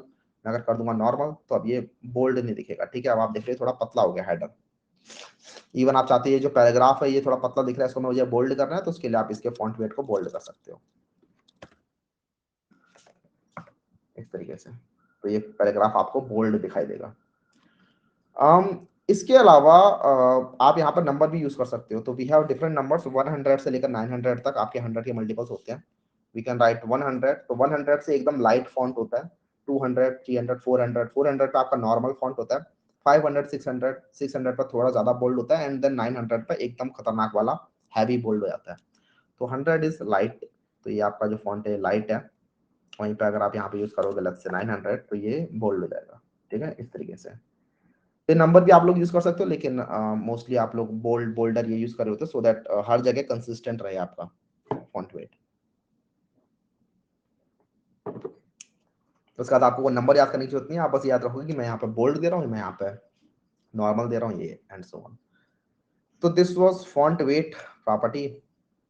And then next up ये फॉन्ट फैमिली, और ये बहुत ज्यादा यूज कर रहे होते हो आप, ठीक है। फॉन्ट फैमिली, इससे आपकी वेबसाइट एकदम से चेंज हो जाती है। फॉन्ट फैमिली से बेसिकली आप लोग अपनी फॉन्ट के अंदर जो यूज नहीं करते हम डिफरेंट डिफरेंट आपके फॉन्ट्स, वो आप लोग लगा रहे होते हो। तो font family, basic font family का मतलब यह है कि आप एक साथ पूरी की पूरी फॉन्ट की फैमिली डिफाइन कर सकते हो। कि क्या क्या फॉन्ट्स इसमें आ सकते हैं। तो we have different different values, serif, sans serif, monospace and so on. तो हम जो यूज कर रहे होते हैं बाय डिफॉल्ट हम सेरिफ यूज कर रहे होते हैं, ठीक है। तो फॉन्ट फैमिली हम यहाँ पे यूज कर रहे होते हैं सेरिफ, और ये ना ब्राउजर्स में डिफाइंड है सेरिफ, ठीक है। ये फॉन्ट फैमिली सेरिफ डिफाइंड है, सैंस सेरिफ डिफाइंड है, अभी मैं और भी आपको बताऊंगा वैल्यूज, ये सारी ब्राउजर्स में ऑलरेडी डिफाइंड है। तो ये हमारा ये सेरिफ बाय डिफॉल्ट होता है। मैं लिखता हूँ यहाँ पे सैंस सेरिफ, तो आपको फर्क पता चलेगा सेरिफ और सैंस सेरिफ के अंदर। मैंने आप लिखा सैंस सेरिफ, तो आप देखोगे ये दिस इज अ हेडर ऐसा दिख रहा है, और इसमें आप फर्क देख रहे होगे। अगर आप देखो इस टी को दिस के अंदर और इस वाले टी को देखो आप, तो आप देख रहे होगे कि ऊपर वाले टी के अंदर ऐसे नीचे की साइड में वो चीजें नहीं आ रखी, ठीक है। तो कुछ कहते हैं इंग्लिश में, मैं बोल रहा हूँ, लेकिन ये टिप्स नहीं आ रखे यहाँ पे, जो भी टिप्स है ना टी के इधर। तो ये होता है आपका serif and this is your sans serif. अब ये तो फॉन्ट फैमिली है, राइट। सैंस सेरिफ और सेरिफ ये सब फॉन्ट फैमिली है। Even we have different other font families like monospace. ये भी आपके ब्राउजर के अंदर ही डिफाइंड है, सभी ब्राउजर्स को मिली रखी होती है आजकल, ठीक है। तो ये आपका मोनोस्पेस हो गया, जिसके अंदर हर एक लेटर को इक्वल अमाउंट ऑफ स्पेस मिल रहा है। तो टी को भी उतना स्पेस मिल रहा है जितना आई को मिल रहा है। कई बार क्या होता है कि दूसरे फॉन्ट्स के अंदर आई जो कि छोटा लेटर होता है उसको कम स्पेस देते हैं, और जैसे डब्ल्यू जो कि एक बड़ा लेटर है उसको ज्यादा बड़ा स्पेस देते हैं। जैसे यहाँ पर देखोगे आई को सिर्फ इतना सा स्पेस मिला हुआ है, वहीं पर क्यू को काफी बड़ा स्पेस मिला हुआ है। लेकिन मोनोस्पेस के अंदर ऐसा नहीं होता। मोनोस्पेस का मतलब ये है कि equal amount of space for every letter. उसके बाद we have apart from monospace we have other values as well. मैं यहाँ पे अगर लिखूंगा फॉन्ट फैमिली, तो आप यहाँ पढ़ सकते हो वी हैव वर्डाना, कर्सिव, फैंटेसी भी होता है, ठीक है। तो ये सब हम यहाँ पे यूज कर सकते हैं। ये थोड़ा कर्सिव हमें दिख रहा है इस तरीके से, लेकिन मोस्टली हम इसको यूज नहीं कर रहे होते। मोस्टली हम क्या करते हैं, गूगल फॉन्ट्स का यूज कर रहे होते हैं। तो एक बार जरा देखते हैं गूगल फॉन्ट किस तरीके से काम करता है, उसके बाद मैं आपको फॉल बैक के बारे में बताऊंगा, फॉल बैक कैसे काम करता है। तो गूगल फॉन्ट्स की हेल्प से आप लोग अपने वेबसाइट के अंदर दूसरे फॉन्ट्स को लिखा सकते हैं जो आपको ऑलरेडी HTML या CSS के अंदर नहीं मिल रहे हैं, ठीक है। तो उसके लिए हम जाते हैं वेबसाइट पर, विच इज कॉल्ड fonts.google.com। ये वेबसाइट है। इसको अगर आप खोलोगे तो आपको इस तरीके से वेबसाइट दिखाई देगी, जहाँ पे सारे सारे फॉन्ट्स हैं। आप चूज कर सकते हो कि आपकी वेबसाइट के अंदर आपको कौन सा फॉन्ट लगाना है, ठीक है। आप डिफरेंट डिफरेंट फॉन्ट चूज कर सकते हो। आपका फेवरेट कौन सा फॉन्ट है? अगर आप लोग वेबसाइट बनाते हो तो मुझे यहाँ पे बताओ। मोस्टली मैं यूज कर रहा हूँ पॉपिंस, लाटो, रोबोटो, ठीक है। काफी अच्छे अच्छे फॉन्ट होते हैं ये। जैसे सपोज करो हम रोबोटो को लेके आते हैं। अगर आपको ये रोबोटो फॉन्ट चाहिए अपनी वेबसाइट के अंदर, तो आपको क्या करना है, इस रोबोटो फॉन्ट में आओ, इसको पहले रिमूव करो, इस रोबोटो फॉन्ट में आओ और फिर यहाँ पर नीचे आओ और आप देख लो कि आपकी वेबसाइट के अंदर आपको किस किस विड्थ के फॉन्ट चाहिए, ठीक है। क्योंकि जरूरी नहीं है आप एक ही फॉन्ट को यूज करोगे इसके अंदर।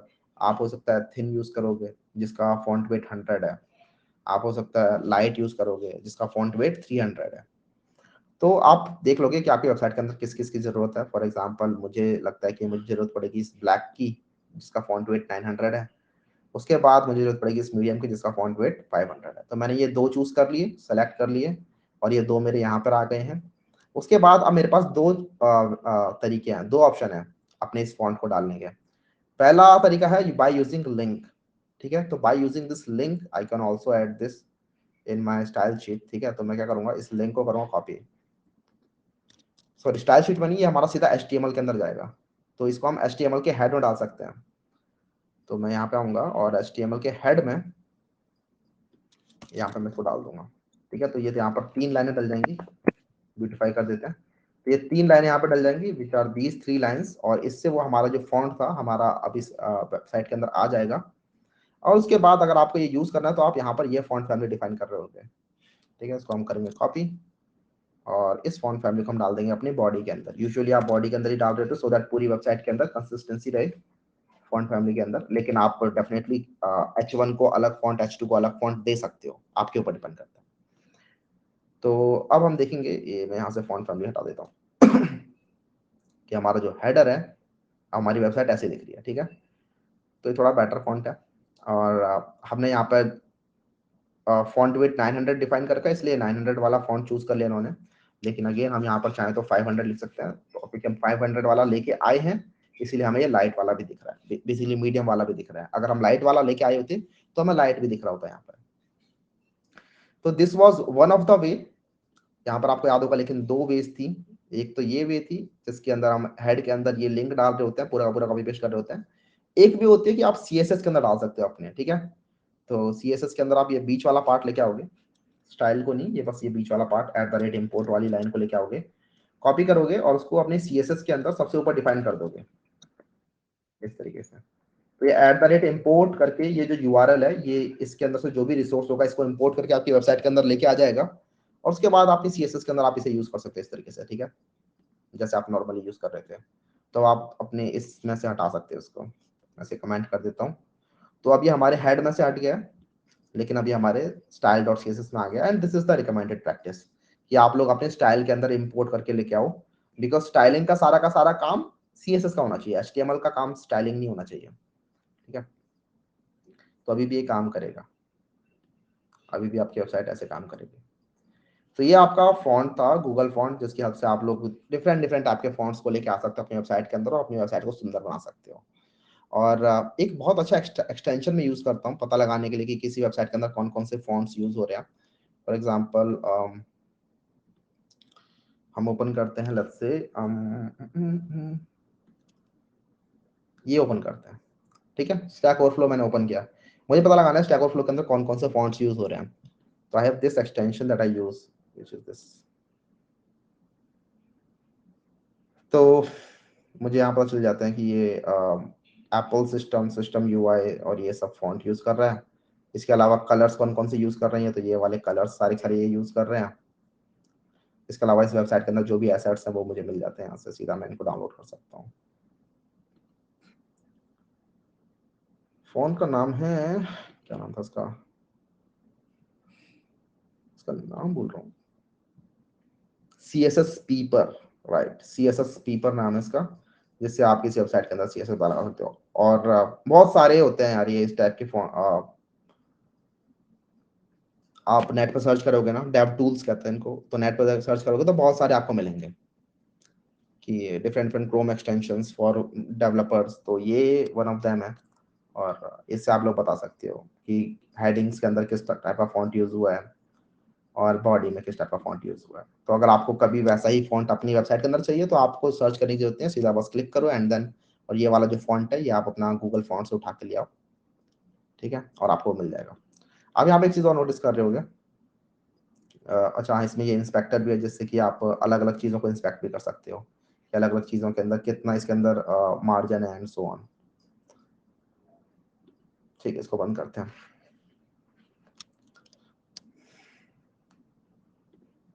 मैं आपको बताता हूँ फॉलबैक के बारे में।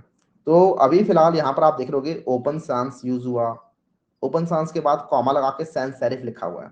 इसका मतलब क्या है, इसका मतलब ये है कि अगर आपकी ओपन सांस आपको नहीं मिल रहा है, ठीक है, किसी भी रीजन की वजह से ओपन सांस आप डाउनलोड नहीं कर पाए, तो भी टेंशन मत लो, आपको बॉडी में मतलब टेक्स्ट तो दिखाना ही है, राइट। तो टेक्स्ट कहाँ से दिखाओ, सैंस सेरिफ का यूज करके टेक्स्ट को दिखा लो। सैंस सेरिफ तो हर एक ब्राउजर के अंदर होता ही है। तो जब भी डेवलपर लोग ब्राउजर बना रहे होते हैं तो ये कुछ फॉन्ट्स होते हैं which are sans serif, serif, monospace, cursive, ये सारे फॉन्ट्स वो डालते ही हैं, ठीक है। तो ये सारे फॉन्ट्स तो आपको ब्राउजर्स में मिलेंगे ही मिलेंगे। सिमिलरली, अच्छा ये दो बार लिखा है। सिमिलरली रोबोटो है, रोबोटो अगर नहीं मिला तो सैंस सेरिफ के ऊपर फॉल बैक कर जाएंगे हम। तो सपोज करो किसी भी रीजन की वजह से रोबोटो नहीं मिला इसे ऊपर से, अगर मैंने यहाँ पर लिंक गलत डाल दिया होता, सपोज मैंने यहाँ पे लिंक गलत डाल दिया, ठीक है, तो ये लिंक गलत है तो ये काम नहीं करना चाहिए और ये काम करेगा भी नहीं, तो ये फॉल बैक कर जाएगा सैंस सेरिफ के ऊपर, देखिए, ठीक है। ये अब सैंस सेरिफ के ऊपर फॉल कर गया, और अगर हम इसको वापस ठीक कर देंगे तो अब ये रोबोटो पे आ जाएगा वापस। वैसे रोबोटो और सैंस सेरिफ एक जैसे ही होता है तो ज्यादा फर्क पता नहीं चला होगा। मैं यहाँ पे इसे कर देता हूँ मोनोस्पेस, लेकिन समझ में आ रहा होगा कि ये क्या डिफरेंस है इन दोनों में, ठीक है। अब ये देखो, ये पूरा पूरा बॉडी के अंदर आपका मोनोस्पेस फॉन्ट हो गया, राइट, पूरा का पूरा बॉडी में मोनोस्पेस फॉन्ट हो गया। वहीं पे अगर मैं वापस इसे ठीक कर दूं तो अब ये रोबोटो फॉन्ट ही होगा, मोनोस्पेस नहीं होगा। तो ये आपका फॉल बैक होता है, और आप जितने मर्जी फॉल बैक्स बना सकते हो कि रोबोटो नहीं मिला तो मोनोस्पेस पे फॉल बैक कर जाओ, या फिर मोनोस्पेस भी नहीं मिला तो सेंसरी पे फॉल कर जाओ एंड सो ऑन। तो ये पूरा चलेगा कि रोबोटो नहीं मिला ठीक है, मोनोस्पेस भी नहीं मिला ठीक है, सेंसरी पे। इसके बाद अगला क्या है हमारा, font style. Font style basically आप टेक्स्ट को इटैलिक करने के लिए ज़्यादातर यूज़ कर रहे होते हो, और ज़्यादा इसके अंदर वैल्यू होती ही नहीं है। इसके अंदर एक नॉर्मल होती है जिससे कि नॉर्मल आपका फॉन्ट दिखता है, वी हैव इटैलिक जिससे कि इटैलिक दिखता है, and then we have oblique जिससे कि आपका the text is leaning. Oblique is very similar to italic but less supported. ठीक है, तो इटैलिसाइज या ऑब्लिक करके आप अपने फॉन्ट को बेसिकली टेढ़ा कर पाते हो। तो अगर मैं चाहता हूँ कि ये जो मेरा हेडर है या फिर पैराग्राफ के अंदर फॉन्ट स्टाइल मैं अगर कर दूंगा इटैलिक, तो ये बेसिकली इटैलिसाइज हो जाएगा, सारे सारा फॉन्ट मेरा इटैलिसाइज हो गया इस तरीके से। And that concludes our fonts as well. ठीक है, तो फॉन्ट्स के अंदर हमने क्या क्या देखा, फॉन्ट साइज देखा, हमने बताया फॉन्ट साइज के अंदर हम लोग आरईएम यूनिट को ज्यादा यूज कर रहे होते हैं। फॉन्ट वेट देखा, जिससे आप लोग फॉन्ट की जो थिकनेस है वो छोटा बड़ा कर सकते हो। फॉन्ट फैमिली की हेल्प से आप लोग पूरा का पूरा फॉन्ट डिफाइन कर सकते हो। Then we have font style. Font family के अंदर हमने गूगल फॉन्ट्स को भी देखा। If you do not want any of the standard font in HTML, you can use Google font. Google font are free to use and have more than 1000 fonts to choose from. So you can use one of them. तो इस तरीके से हमारा ये font भी यहाँ पर cover हो गया है। And that concludes our session for text and fonts. CSS बीपर नहीं है, CSS पीपर है भैया। नेस्टेड फ्लैग्स एग्जांपल से बता दो प्लीज। लास्ट क्लास के अंदर जब हम रेज्यूमे बना रहे थे तो हमने उसके अंदर नेस्टेड फ्लैग्स देखा था, मैं आपको दिखाता हूँ। जैसे कि इवन इसके अंदर भी आप लोग नेस्टेड फ्लैग्स बना सकते हो कि ये एक बड़ा कंटेनर है फ्लैग्स, और इसके अंदर ये जो छोटे छोटे बॉक्सेस है ना, even these can be flags, और जिसके अंदर आप ऐसे रो वाइज चीजों को भर रहे हो। ठीक है, इधर भी इवन यहाँ भी आप लोग इनको फ्लैक्स आइटम बना सकते थे। जैसे इसके अंदर अगर आप देखो तो क्या कर सकते हैं हम कि ये पूरा का पूरा एक बड़ा कंटेनर है फ्लैक्स का, और इसके अंदर मैंने ये जो मेरे चिल्ड्रन है ये इनको मैंने फ्लैक्स बना दिया है, जिसके अंदर लेफ्ट साइड में ये वाली चीज है और राइट साइड में ये पूरी की पूरी चीज है, हेडर और सब हेडर। तो इस तरीके से आप लोग नेस्टिंग कर रहे हो। तो इवन हमने जो रेज्यूमे बनाया था उसके अंदर मैंने बार बार नेस्टिंग ही की थी। मैं आपको दिखाता हूँ किस तरीके से नेस्टिंग हुई थी, अगर आपको दिखाना था उस क्लास में। तो लेट्स ओपन दिस resume.html, और इसके अंदर हमारा ये कंटेनर है, राइट, ये कंटेनर है। इसके अंदर इस कंटेनर को हमने फ्लैक्स बनाया था सबसे पहले। तो उसके बाद अगर आप देखोगे कॉलम राइट कॉलम को अगर आप देखोगे तो इस राइट कॉलम को भी हमने फ्लैक्स बनाया हुआ है। तो ये कंटेनर भी फ्लैक्स है और राइट कॉलम भी फ्लैक्स है। तो नेस्टिंग वगैरह को ये मत देखो कि पेरेंट है फिर उस पेरेंट के ऊपर वाला पेरेंट भी फ्लैक्स रखा है, नहीं। आपने एक चीज को नेस्ट एक चीज को फ्लैक्स बनाया, उसके बाद उसके हिसाब से आपने काम किया, उसके बाद भूल जाओ पेरेंट को कि ये कभी फ्लैक्स था। अगर आप चिल्ड्रन को फ्लैक्स बना रहे हो तो फिर चिल्ड्रन को फ्लैक्स बना के उसके चिल्ड्रन के साथ काम करो। ऊपर के पेरेंट को भूल जाओ कि वो फ्लैक्स था या क्या था। ठीक है, क्योंकि चिल्ड्रन का फ्लैक्स पेरेंट के फ्लैक्स को परेशान नहीं करता है। चिल्ड्रन का फ्लैक्स अपने हिसाब से काम करेगा, पेरेंट का फ्लैक्स अपने हिसाब से काम करेगा। तो ये वाला एग्जांपल आप लोग देख सकते हो। इवन जो आपको असाइनमेंट दिया है उसके अंदर भी आप लोग नेस्टिंग ही कर रहे हो फ्लैक्स के। Box shadow discuss. Box shadow एक बार देखते हैं, गुड पॉइंट। तो एक सेकंड।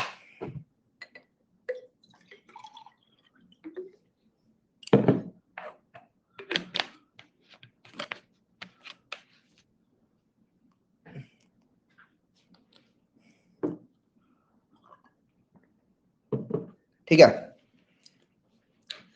तो बॉक्स शैडो इन्होंने काफी अच्छा एक पॉइंट उठाया है जिसको अभी हम देख ही लेते हैं।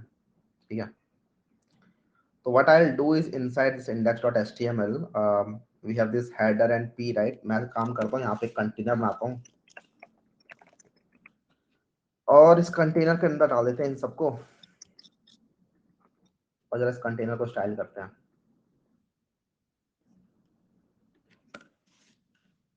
Dot container. तो ज्यादा बहुत ज्यादा फैंसी नहीं, बस मेरे को बॉक्स शैडो आपको दिखानी है। तो मैं क्या करूंगा कि इसको विड्थ दे दूंगा ऑफ लेट्स से 80%।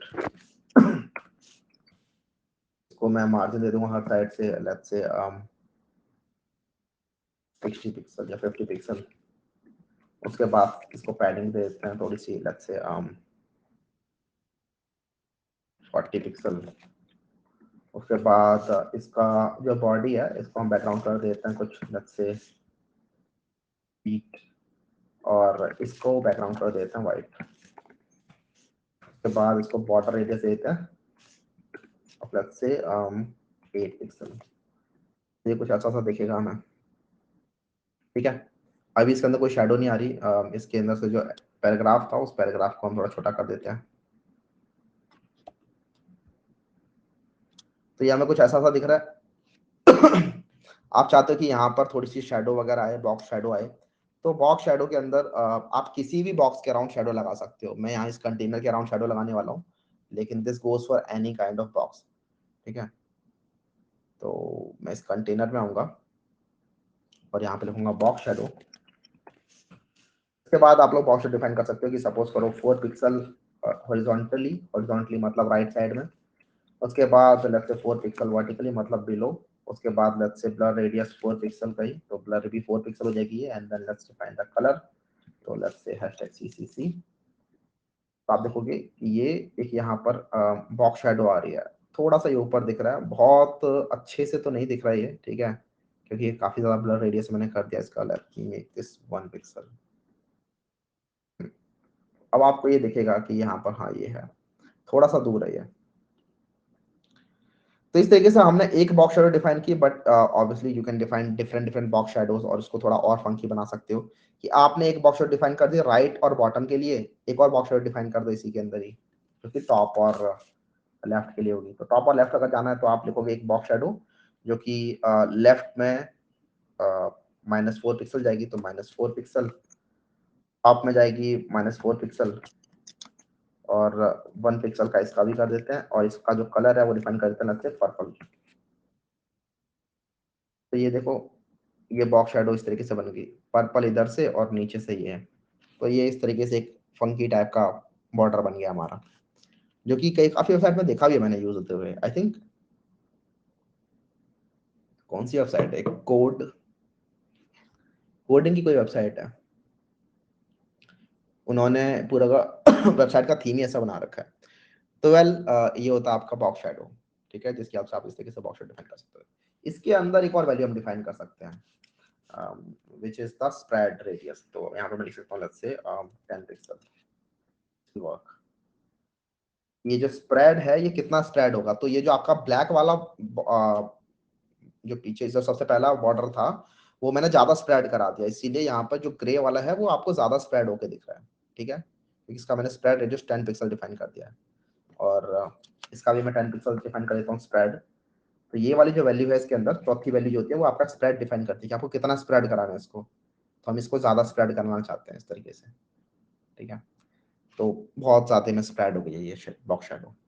इसके अंदर 4 वैल्यूज होती हैं कि शेडो को कितने में स्प्रेड कराना है। सबसे पहली होती है आपको हॉरिजॉन्टली कितना दूर ले जाना है, वर्टिकली कितना दूर ले जाना है, ब्लर का रेडियस कितना रखना है, मतलब कितना ज्यादा ब्लर करना है उसको, उसको स्प्रेड कितना करना है ब्लर को, उसके बाद उसका कलर क्या रखना है आपको ब्लर का, बॉक्स शेडो का। तो ये आपकी बॉक्स शेडो होती है।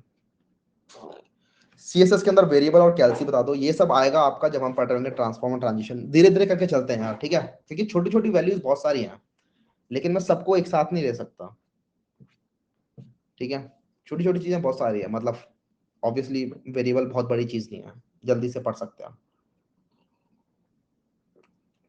धीरे धीरे चलते हैं। इवन मेरा भी दिमाग खराब हो रहा था जब मैं रेज्यूमे डॉट एचटीएमएल मतलब रेज्यूमे बना रहा था, और एक ही कलर को मुझे बार बार लिखना पड़ रहा था।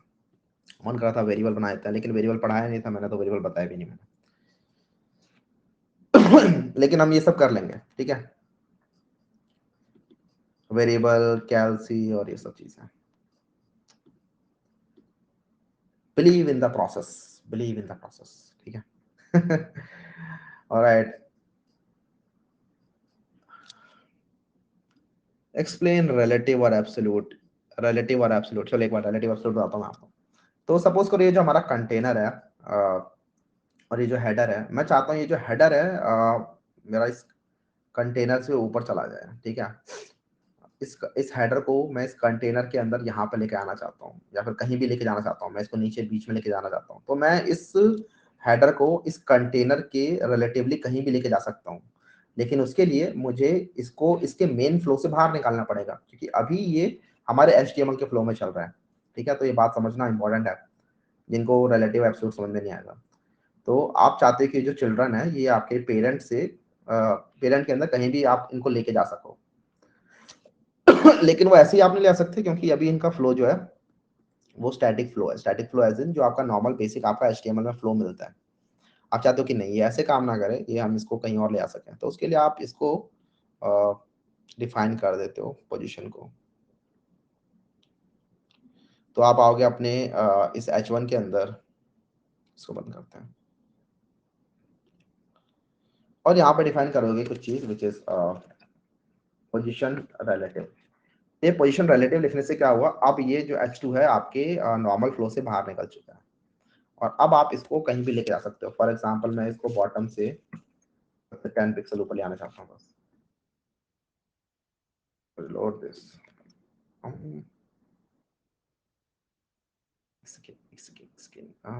पोजीशन एब्सोल्यूट से होता है।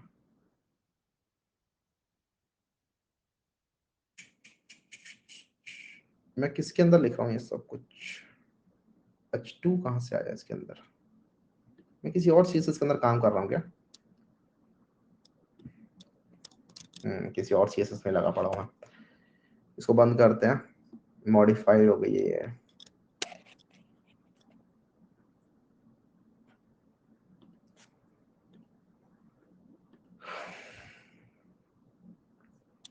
ये हमारा H1 है, ठीक है, इसको हमें लेके जाना था, तो हम इसको डिफाइन करेंगे पोजीशन रिलेटिव, और उसके बाद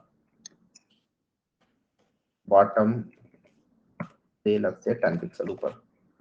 अब क्या होगा, अभी भी नहीं काम किया, wow.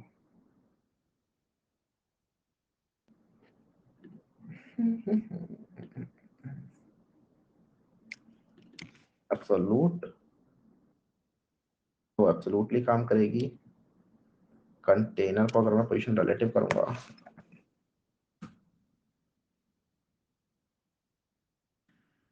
Late me just check. तो ठीक है, एक बार वापस से एब्सोल्यूट रिलेटिव करता हूँ। मैं आपको एक चीज और बताना चाहता हूँ। बॉटम 10 पिक्सल ना करके मैं करता हूँ यहाँ पर लेफ्ट से लेफ्ट ऑफ 10 पिक्सल। ये लग रहा है इसके अंदर जो चीज काम कर रही है that is the text align itself. ठीक है, तो टेक्स्ट अलाइन वाली चीज को मैं यहाँ से हटाता हूँ एक बार। ये अभी हमारा टेक्स्ट यहाँ पर आ रखा है, and this is the text, right. और ये आपका जो टेक्स्ट है this is your block element. ठीक है, तो ये टेक्स्ट जो है पूरा का पूरा एक ब्लॉक एलिमेंट है, और इसको आप चेक भी कर सकते हो बिकॉज फुल विड्थ ले रहा है। इस टेक्स्ट को हम ब्लॉक से पहले तो इनलाइन करते हैं, जिससे कि हम इसको यहाँ वहाँ उठा के ले आ सकें। तो इसको मैं इनलाइन करने के लिए करूँगा डिस्प्ले इनलाइन ब्लॉक, इनलाइन भी रख सकते हो आप। हमारा ये जो टेक्स्ट है ये अब हमारा सिर्फ इतना सा छोटा सा टेक्स्ट रहेगा। ठीक है, ये इतनी ही विड्थ ले रहा है जितना इसके अंदर कंटेंट है।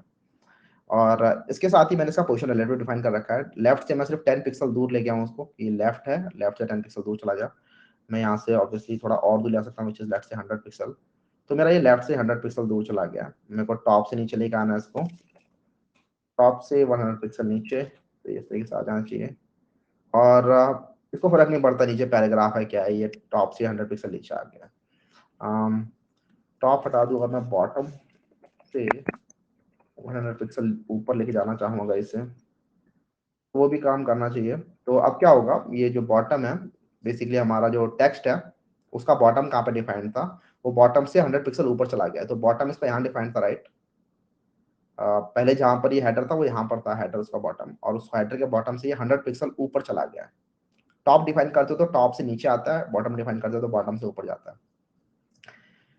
तो दिस इज योर रिलेटिव, और रिलेटिव काम करता है रिलेटिव टू द पेरेंट। तो ये हमारा जो बेसिकली कंटेनर था, कंटेनर के रिलेटिव काम कर रहा था। वहीं पर अगर मैं इसे डिफाइन करता हूँ पोजीशन एब्सोल्यूट, और कंटेनर के अंदर से मैं हटा देता हूँ पोजीशन रिलेटिव, अब ये रिलेटिव टू द बॉडी काम करेगा। ठीक है, कि ये हेडर जो है रिलेटिव टू माय HTML काम करता है एक्चुअली, कि इसमें आप इस पूरे पेज में इसको कहीं भी ले आ सकते हो, आप इवन इस डब्बे से बाहर भी ले आ सकते हो। अच्छा, ठीक से काम नहीं किया। हाँ, अब देखो, ये इस बॉक्स से बाहर चला गया इस तरीके से, और इसको कहीं भी लेके आ सकते हैं हम। बॉटम से 10 पिक्सल ऊपर, तो ये बॉटम से 10 पिक्सल ऊपर चला गया। ठीक है, तो बस हमें दो चीज याद रखनी है रिलेटिव और एब्सोल्यूट के अंदर, कि relative works relative to the previous position, कि यहाँ पर हमारा पहले था ये, उसके रिलेटिवली कहाँ, और इस पेरेंट के अंदर एब्सोल्यूट काम करता है रिलेटिव टू HTML, और इसको आप लोग रिलेटिव टू पेरेंट भी कर सकते हो by defining the parent as position relative. ठीक है, तो अगर मैं पेरेंट के अंदर कर दूंगा पोजीशन रिलेटिव, तो अब ये रिलेटिव टू द पेरेंट काम कर रहा है। ठीक है, और पेरेंट क्योंकि ये है इसका कंटेनर, तो अभी रिलेटिव टू द पेरेंट काम कर रहा है। तो दो चीज समझनी है, रिलेटिव करोगे तो आप relative to the previous position काम कर रहे होगे, वहीं पर रिलेटिव टू हेडर करोगे, एब्सोल्यूट करोगे तो रिलेटिव टू HTML काम करोगे, अनलेस आपको कोई ऐसा पेरेंट मिल जाए जिसका पोजीशन रिलेटिव है, एंड देन आप उस पेरेंट के रिलेटिवली काम कर रहे हो। तो ये था, बाकी ये मैंने अच्छे से समझाया भी था हमारी रिलेटिव वाली क्लास के अंदर।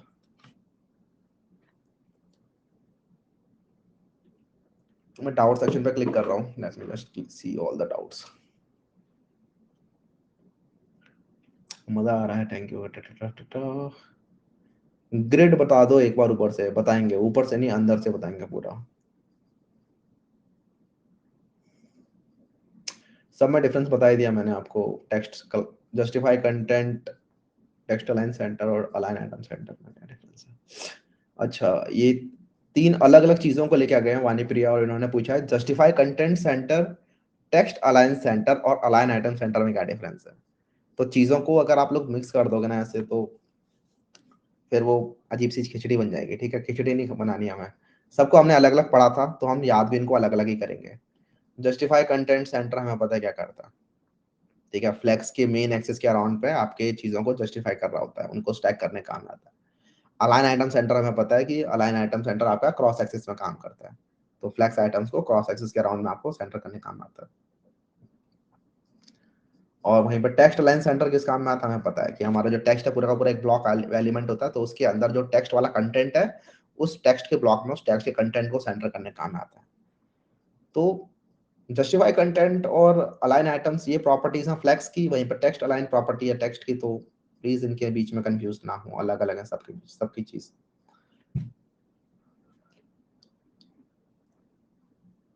हाँ, क्या देख रहे हैं, तो कोर्स आपकी यूट्यूब की डीएससी करके हो जाएगा, डीएससी पुशअप करना है,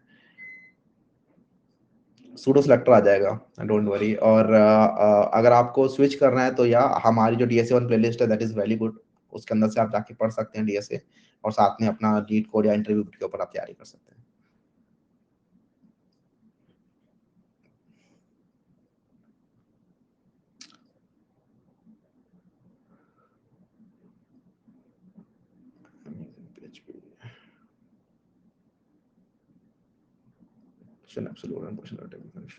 रिलेटिव एब्सोल्यूट में आप कंफ्यूजन नहीं होगी। रिएक्ट हार्ड है क्या, नहीं हार्ड नहीं है। क्लास सेलेक्टर हमें पता है, डॉट करके लिखता है तो वो क्लास सेलेक्टर होता है, this is all class selector. ठीक है, एंड देन ये पूछ रहे हैं कॉम्बिनेशन सेलेक्टर क्या होता है, तो कॉम्बिनेशन मतलब आप जब दो चीजें एक साथ लिख रहे होते हो, कंटेनर के अंदर अगर आपको किसी चीज को पॉइंट करना है तो आप लिखते हो कंटेनर एंड देन उसके अंदर H1, दैट इज कॉम्बिनेशन। ये जो आपने रेज्यूमे आया था उसमें लेफ्ट कॉलम और राइट कॉलम को एक्सप्लेन कीजिए प्लीज। ठीक है तो अगर वो रेज्यूमे वाली चीज लोगों के ऊपर से गई थी, तो मैं एक चीज यहाँ पर लिखता हूँ, एक दूसरा प्रोजेक्ट बनाते हैं यहाँ पर। ठीक है, उसके लिए मैं एक नई क्लास में नया फोल्डर बनाता हूँ, और मैं एक दूसरी चीज समझाने का ट्राई करता हूँ, विच इज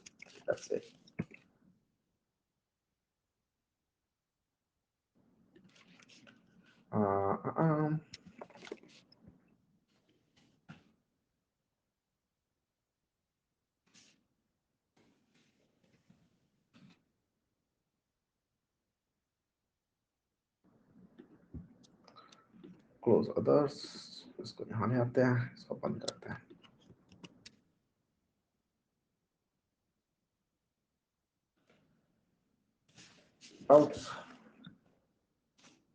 लिंक CSS, तो मैं यहाँ पर ना कुछ कंटेनर बना के डिव्स बनाता हूँ। ठीक है, तो कंटेनर और इसके बाद मैं कुछ डिव्स बनाऊंगा, लेट्स से तो यहाँ पे जो मैंने आपको लेआउट दिया था ना, वो लेआउट मैं आपको समझाता हूँ किस तरीके से लेआउट्स बन सकते हैं हमारे।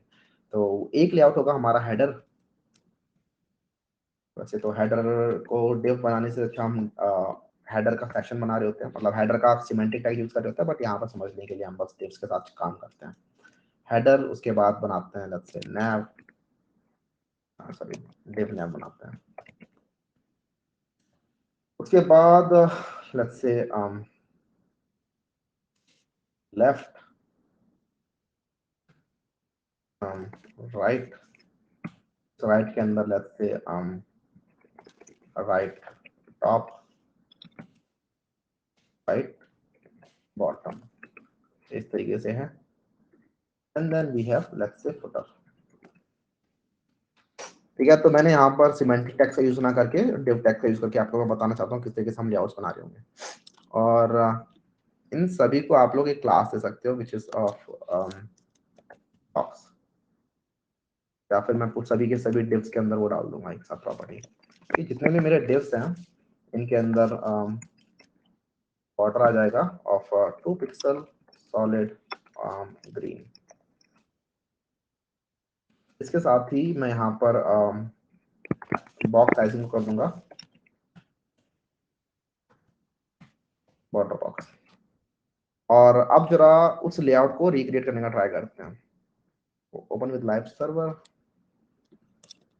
अभी सबके सब आपस में चिपक रखे हैं। ठीक है, अभी फिलहाल सारे सारे ऐसे हो रखे हैं, धीरे धीरे करके ये शेप ले रहे होंगे। तो एक काम करता हूँ, मैं इनको बाहर निकालता हूँ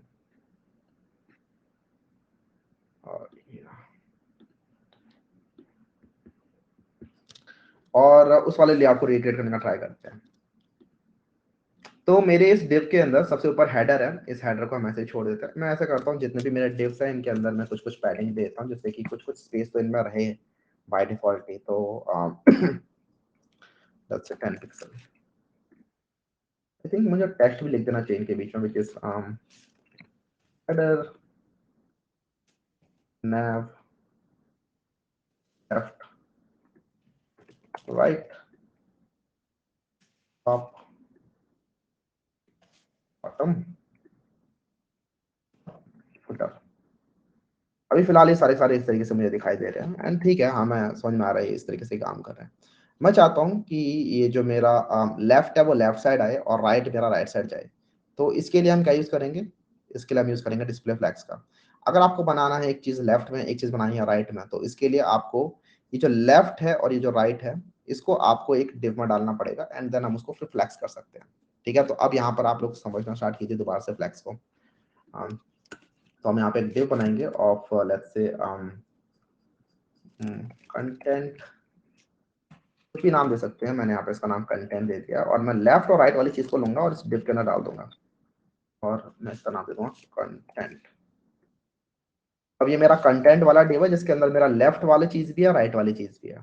ठीक है, तो मैं इस कंटेंट पे आऊंगा, इसका मैं डिस्प्ले कर दूंगा फ्लैक्स। इससे क्या होगा, मेरा ये कंटेंट के अंदर एक लेफ्ट वाला पार्ट हो गया और एक राइट वाला पार्ट हो गया। राइट, अपने आप ही वो लेफ्ट वाला पार्ट अलग और राइट वाला पार्ट अलग हो गया। आई थिंक समझ में आ रहा होगा ऐसा क्यों हुआ, बिकॉज हमने डिस्प्ले फ्लैक्स कर दिया और डिस्प्ले फ्लैक्स बाय डिफॉल्ट रो होता है। यहाँ से इस कंटेंट को हटा देता हूँ बिकॉज ये अच्छा नहीं लग रहा। तो अब ये हमारा लेफ्ट वाला पार्ट है, राइट वाला पार्ट है। अब आप चाहते हो कि ये जो लेफ्ट वाला पार्ट और राइट वाला पार्ट है इसको कुछ कुछ वेट्स भी मिल जाए। राइट, तो हम यहाँ पे इससे लेफ्ट में आएंगे और फ्लैक्स का बेसिस डिफाइन कर सकते हैं। ठीक है, मतलब से मैं यहाँ पे डिफाइन करता हूँ 40% और जो राइट है उसका फ्लैक्स बेसिस में कर सकता हूँ लेट्स से 60%। ये इस तरीके से लेफ्ट इधर आ गया और राइट इधर आ गया। राइट, मैं इस राइट के अंदर से राइट को हटा देता हूँ। उसके बाद ये टॉप वाला पार्ट हो गया, ये बॉटम वाला पार्ट हो गया।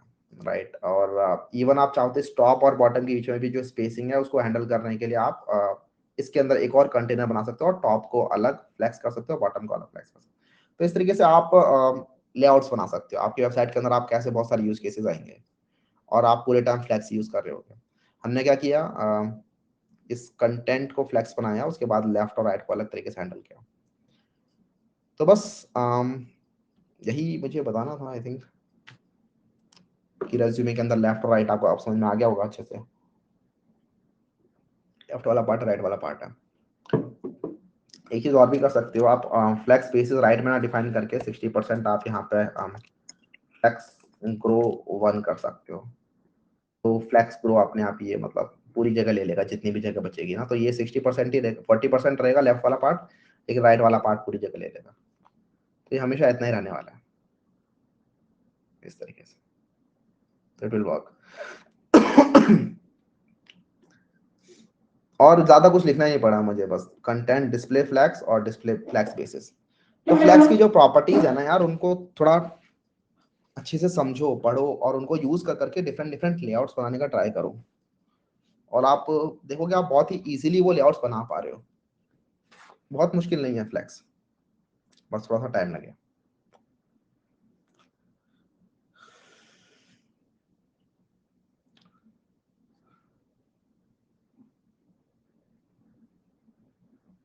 आपका कोड कहाँ पर मिलेगा?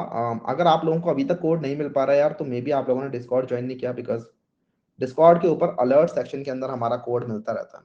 तो ये रहा, जैसे ही मैं इस कोड को पुश करूंगा वैसे ही यहाँ पे आपको एक वेब हुक के जरिए एक अलर्ट मिलेगा, विच इज दिस गिटहब, कि अपलोड कर दिया गया है। ठीक है, तो सारा का सारा कोड यहाँ पे मिलता है, बस क्लिक करो और पूरा का पूरा जो भी चेंजेस हैं, सिर्फ चेंजेस वाला कमिट आपको मिल जाएगा। तो यहाँ से आप जाके कोड को एक्सेस कर सकते हो।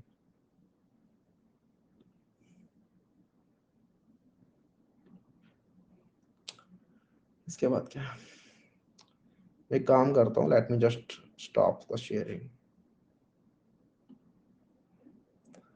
और बस देखते हैं यहाँ पे आप लोगों के डाउट।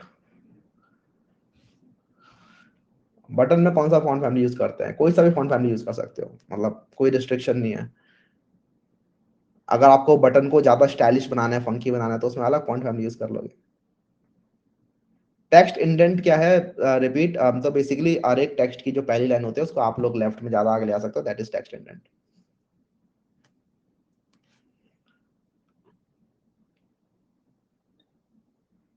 और ये जो क्या वाले क्वेश्चन है ना, मोस्टली ठीक है, आप लोगों ने मेरे से पूछ लिए, मैंने जल्दी से बता दिया आपको, लेकिन अगर बहुत ज्यादा आ रहे हैं और मतलब इनके बिना रहा नहीं जा रहा, तो just do a Google search. Usually क्या वाले क्वेश्चन तो यूज गूगल सर्च करके मिल जाता है। विच इज बेटर, रिलेटिव और एब्सोल्यूट? नहीं, रिलेटिव और एब्सोल्यूट बेटर कुछ नहीं है। आपके यूज केस पर डिपेंड करता है कि आप यूज क्या करना चाह रहे हो, दोनों के काम अलग अलग है। मैं ये नहीं बोलूंगा आपसे कि विच इज बेटर, एप्पल या बनाना। दोनों के अलग अलग काम है, दोनों के अलग अलग टेस्ट है। तो ग्रिड अच्छा है या फ्लैक्स, ये आप हम देखेंगे जब ग्रिड को, तो आपको डिसाइड करना है। ग्रिड के अंदर बहुत सारी, मतलब अगर आपको लगा था ना फ्लैक्स के अंदर बहुत ज्यादा प्रॉपर्टीज होती हैं, तभी ग्रिड का ग्रिड का वेट करो अभी।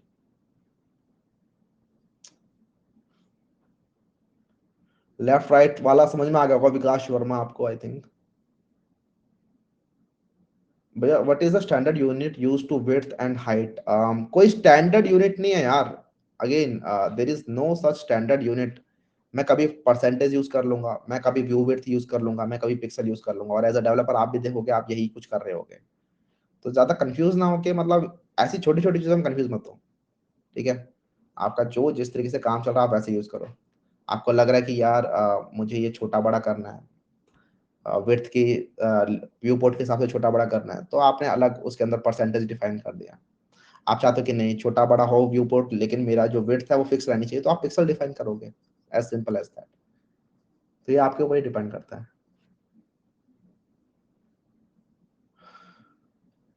जावास्क्रिप्ट थोड़ा धीरे से पढ़ा देना। धीरे से पढ़ा देना, okay. I have a doubt that in this course we learn only front end things. In back end we learn only 1 week Mongo, no only database. Um, we learn only front end things. In back end we learn only 1 week Mongo. ऐसा नहीं है। हम node JS पढ़ रहे होंगे, ठीक है, पूरा पूरा इसके अंदर। और जब हम प्रोजेक्ट बना रहे होंगे, तो प्रोजेक्ट के अंदर भी पूरा का पूरा बैकएंड यूज होगा, फुल स्टैक प्रोजेक्ट्स होंगे हमारे। तो बैकएंड है, बैकएंड बस बाद में आएगा, क्योंकि बिना फ्रंट एंड के मैं अगर आपको बैकएंड बैकएंड पढ़ाऊंगा तो आप बोर हो जाओगे। पूरे टाइम बस पोस्टमैन में और नोट जैसा विजुअल स्टूडियो कोड में और पोस्टमैन में खेलते रहेंगे तो मजा ही नहीं आएगा कुछ। तो फ्रंट एंड के साथ बैक एंड करते हैं तो थोड़ा इंटरेस्टिंग भी लगता है कि हाँ यहाँ पर ऐसे यूज होता है वो। भैया कल वाले में से एक बनाकर दिखा दो। काफी लोगों ने यार बना दिया है कल वाले में से ना काफी कुछ। और आई थिंक बहुत ज्यादा मुश्किल कुछ भी नहीं है।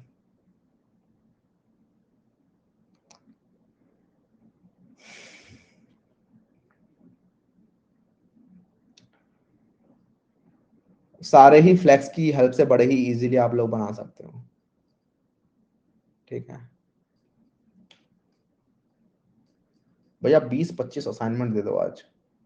um, मैं आज तो असाइनमेंट लेके नहीं आया, लेकिन मैं एक काम करूंगा कि मैं असाइनमेंट देता हूँ आपको। ठीक है मैंने वैसे 3 असाइनमेंट इसलिए दिए थे कि 3 नहीं 4, लास्ट क्लास में 4 हो जाए। लेकिन अगर आप लोग इतनी जल्दी जल्दी असाइनमेंट कर ले रहे हो तो फिर मेरे को बहुत सारे लाके लेने पड़े, ढूंढ के ला के देने पड़ेंगे आपको।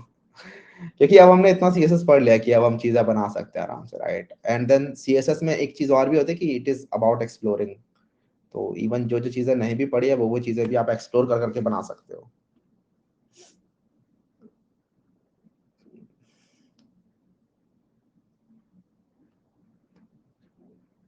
डिस्कॉर्ड का फीचर रहेगा कि नहीं रहेगा? डिस्कॉर्ड हमेशा रहेगा आपका, जिंदगी भर के लिए। ठीक है अनलेस डिस्कॉर्ड को कुछ ना हो जाए।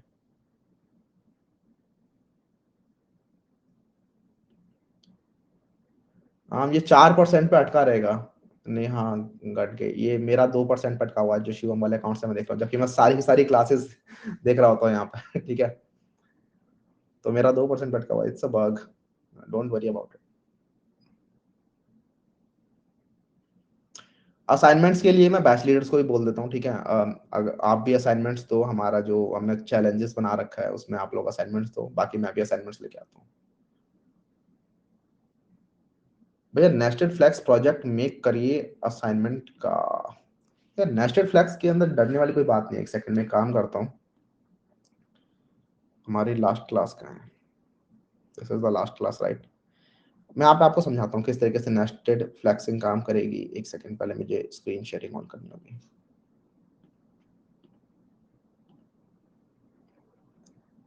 मेरी शक्ल नहीं दिख रही है इसमें, वापस। ठीक है तो इस वाले लेआउट के अंदर देखो बस, इस वाले लेआउट के अंदर अगर इस वाले लेआउट को अगर मैं बनाना है तो चलो इस लेआउट को बना के देखते हैं कैसे बनेगा। पीपर की हेल्प से पता लग सकता है यहाँ पे क्या फॉन्ट यूज हुआ है इमेज के अंदर। आई थिंक इमेज के अंदर नहीं पीप कर पाएगा वो। यस तो मैं इस कंटेनर को यहाँ पे बंद कर देता हूँ, या फिर दूसरा बनाया जाए। इस कंटेनर को यहाँ पे बंद कर देते हैं, इवन इस सीएसएस को भी यहाँ पे बंद कर देते हैं और एक नए सिरे से स्टार्ट करते हैं। सबसे पहले हमारा कंटेनर होगा। इस कंटेनर के अंदर जो हमारा जो एक बॉक्स है उस बॉक्स को पकड़ते हैं। तो एक बॉक्स होगा, इस बॉक्स के अंदर एक लेफ्ट साइड में आइकन है तो एक इसमें आइकन होगा। आइकन के लिए हम यूज करेंगे आई का, तो सिंपल आई ही लिख देते हैं, फर्क नहीं पड़ता। यहाँ पे हम फॉन्ट ऑसम पे आइकन वाले लिंक को लेके आ सकते हैं जो कि मेरे पास ऑलरेडी लिंक है।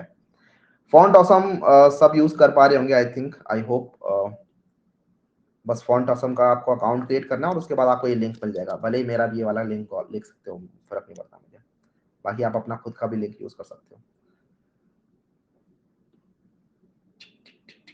आ, आ, आ, तो ये लिंक लिया हमने, यहाँ पे कॉपी कर दिया। उसके बाद हम यहाँ पे वो आइकन्स वगैरह भी लेके आ पाएंगे। तो एक हो जाएगा हमारा आई टैग और उसके बाद राइट साइड में हमारा एक होगा प्लस से का नाम दे देते हैं हम कुछ इन्फो। इस इन्फो के अंदर एक हमारी H3 है और H3 के अलावा वी हैव एक पैराग्राफ। और ये वाले जो बॉक्सेस हैं ये 4 बार रिपीट कर रहे होंगे। ठीक है तो द लेटेस्ट एंड ग्रेटेस्ट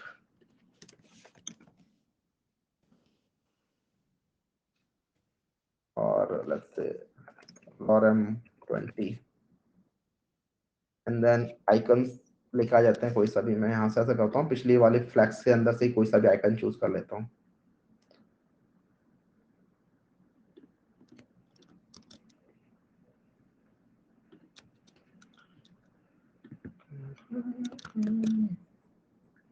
ठीक है, तो अब हमारा काम बच गया, HTML तो हमारा हो गया, अब हम देखते हैं CSS कैसे काम करेगी। तो we have container and then inside that container we have boxes. तो इस चीज को मैं करता हूँ कॉपी पेस्ट। सबसे पहले मैंने स्टार के अंदर बॉक्स साइजिंग को बॉटम बॉक्स कर लिया, ये मैं हमेशा यूजुअली करूंगा ही। कंटेनर के अंदर आए और डिस्प्ले कर दिया फ्लैग्स। इससे क्या होगा, मेरे जितने भी इसके अंदर बॉक्सेस होंगे ये सारे फ्लैक्स करेंगे, एक लाइन में आने का ट्राई करेंगे। ठीक है, तो सारे सारे एक लाइन में आ जाएंगे ऐसे। लेकिन मैं चाहता हूँ कि जो विड्थ है वो 50-50% रहे, तो मैं सारे सारे बॉक्सेस के अंदर आऊंगा और इनका जो फ्लैक्स बेसिस है वो कर दूंगा 50%। 50% करने से ये 50% ऑफ द विड्थ ले रहे होंगे बस। और फिर क्या है, ये आइकन और ये जो बॉक्स है, इस बॉक्स को भी हम बना लेंगे फ्लैग्स। ठीक है, डिस्प्ले फ्लैग्स। तो आप देख रहे हो पेरेंट भी फ्लैग्स है और बॉक्स भी फ्लैग्स है। बॉक्स को क्यों फ्लैग्स कर दिया भैया, क्योंकि मैं चाहता हूँ इमेज लेफ्ट साइड दिखे और राइट साइड में ये चीज दिखे। ठीक है, समझ रहे हो, ये इमेज यहाँ पर लेफ्ट साइड में दिखे और राइट साइड में ये दिखे एक बॉक्स के अंदर। तो इसीलिए मैंने इसको भी पूरा का पूरा फ्लैक्स बना दिया। इवन जो जो कंटेनर है जो कि इन बॉक्सेस को अंदर रखेगा आपने, वो भी फ्लैक्स है। तो एक काम करता है, फिलहाल कंटेनर में से फ्लैक्स हटाता हूँ मैं, बस भी फिलहाल बस कंटेनर में से फ्लैक्स हटाता हूँ, फ्लैक्स स्पेसेस भी हटाता हूँ, क्योंकि फ्लैक्स स्पेसेस एक चिल्ड्रन की प्रॉपर्टी होती है। और सिर्फ यहाँ पर डिस्प्ले फ्लैक्स किया है मैंने, और इसको जरा एक बार चला के देखते हैं। चल तो रहा है खैर, ये रहा। तो ये इस तरीके से हमें दिखाई दे रहा है, और ये इमेज ऊपर है और यहाँ पर ये सब है। ये मार्जिन वगैरह इसके अंदर बाय डिफॉल्ट आ रहा है, ये सब हम हटा देते हैं। तो मार्जिन 0, पैडिंग 0, ये आपस में इस तरीके से चिपक गए हैं। और ये हमारे एक बॉक्स का कंटेंट है।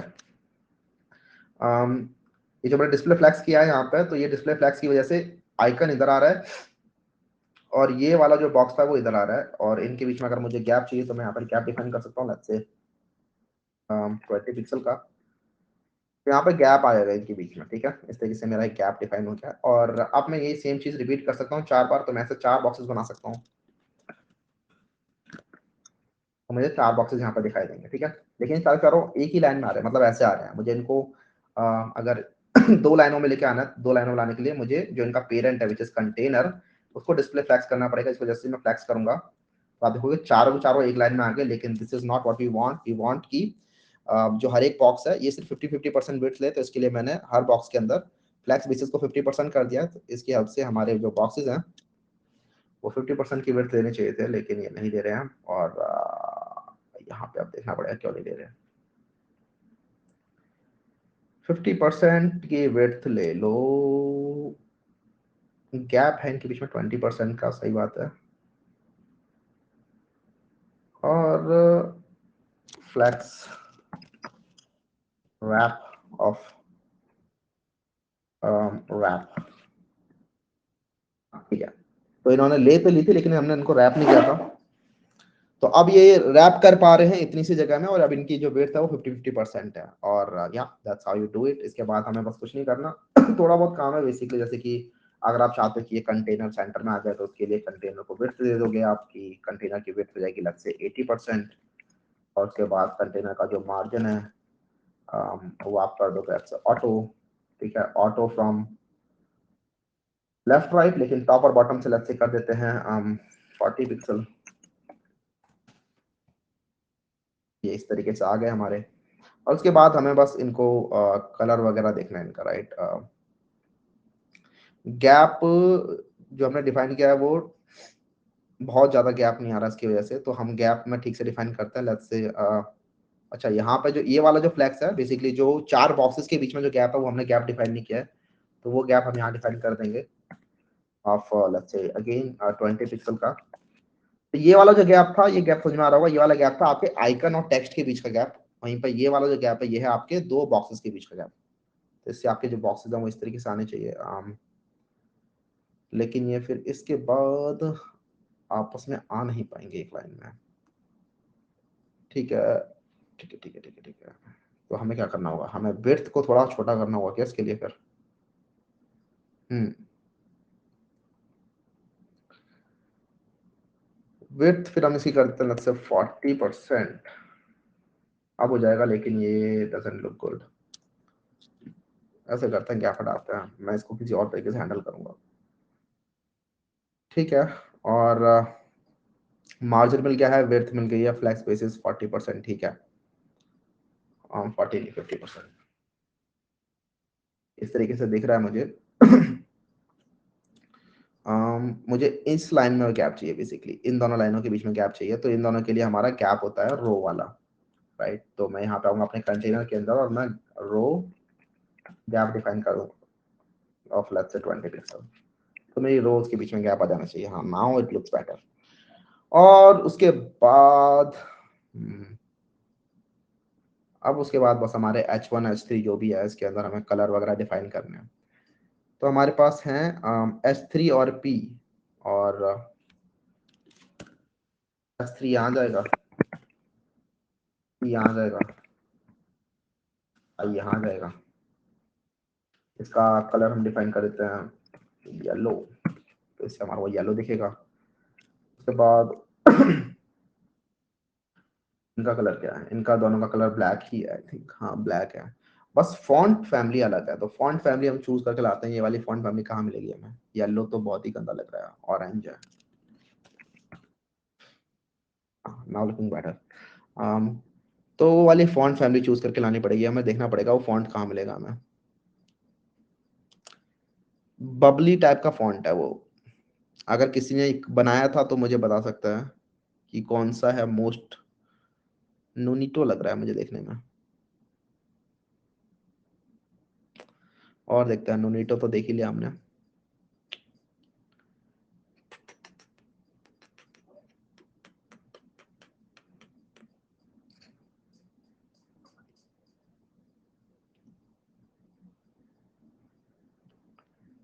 ये है एक वेलेरा राउंड, इसी को पकड़ लेते हैं और रिमूव ऑल। और वेलेरा राउंड के अंदर से फॉन्ट को चूज करते हैं हम। एक ही फॉन्ट है इसके अंदर, रेगुलर वाला ही। इसको हम करते हैं इंपोर्ट। कॉपी किया, लेट्स इंपोर्ट दिस हियर। उसके बाद हमारी पूरी की पूरी बॉडी में डाल देते हैं इसको। फॉन्ट फैमिली ऑफ, से कॉपी करेंगे इसको, वलेरा सैंस सेरिफ।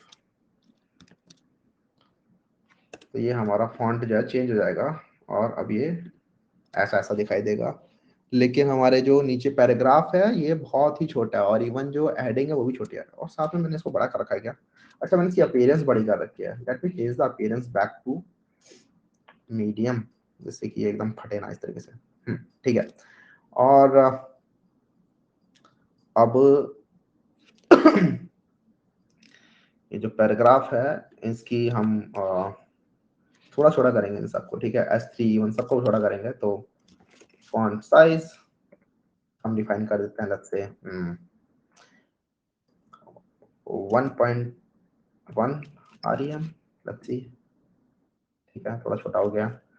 और पैराग्राफ का फॉन्ट साइज होता है बाय डिफॉल्ट 1 REM, तो डिफाइन करता हूं इसे 0.8 REM। Let's see how it goes. और छोटा करते हैं इसको 0.8 REM से 0.7 REM। ठीक है। और उसके बाद ये जो, एक सेकेंड, पैराग्राफ ठीक है, लेकिन मैं चाहता हूँ कि ये पैराग्राफ के नीचे या फिर पैराग्राफ के ऊपर मार्जिन आ जाए। ठीक है, तो इनके बीच में मार्जिन लाने के लिए मैं पैराग्राफ के ऊपर मार्जिन डाल सकता हूँ, राइट। तो ये जो मेरा पैराग्राफ है, margin top of let's say 8 pixel. हाँ, यहाँ पे मार्जिन आ गया। और मेरे जो आइकन्स हैं उनको मैं बड़ा कर सकता हूँ। तो मैं यहाँ पे लिख सकता हूँ फॉन्ट साइज से 1.5 REM। ये आइकन बड़ा कैसे होता है? फॉन्ट साइज से नहीं होता। कैसी विड्थ होती है? पिक्सल। फॉन्ट ऑसम छोटा बड़ा कैसे होता है? Font awesome I size, sizing icons.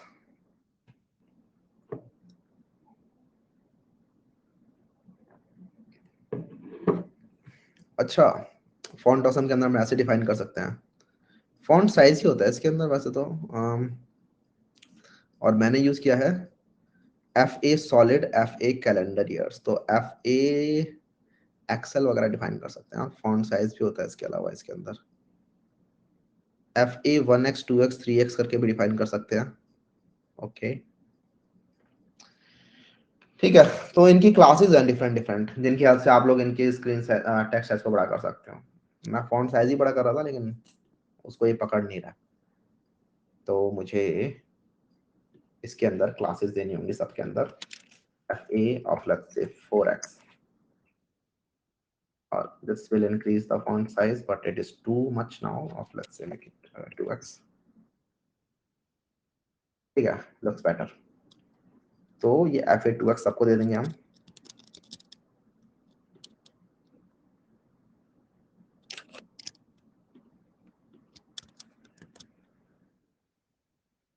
तो यहाँ पे सारे के सारे बड़े हो गए हैं एंड थोड़ा थोड़ा सिमिलर हो गया है, लेकिन हाँ हम देख सकते हैं थोड़ा और इम्प्रूव कर सकते हैं इसको, लेकिन हाँ इट इज सिमिलर।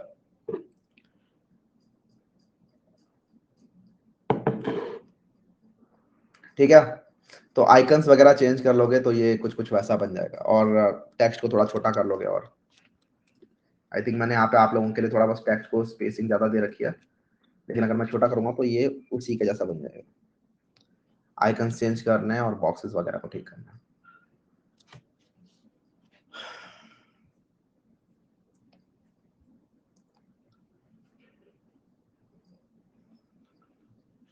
ग्रिड को स्किप करके फ्लैक्स से काम चल जाएगा, हाँ चल जाएगा, लेकिन आई थिंक पढ़ना चाहिए ग्रिड, क्योंकि कुछ कुछ जगहों पे ना फ्लैक्स यूज करना सेंस बनाता नहीं है, मतलब कुछ कुछ जगहों पे मैं बताऊंगा आपको वैसे क्लास में, लेकिन वो बहुत कम ही चीज है, और वहां पर भी आप लोग फ्लैक्स के अंदर वर्क अराउंड निकाल सकते हो ठीक है, तो बहुत ज्यादा ऐसा नहीं है कि क्रिटिकल चीज है।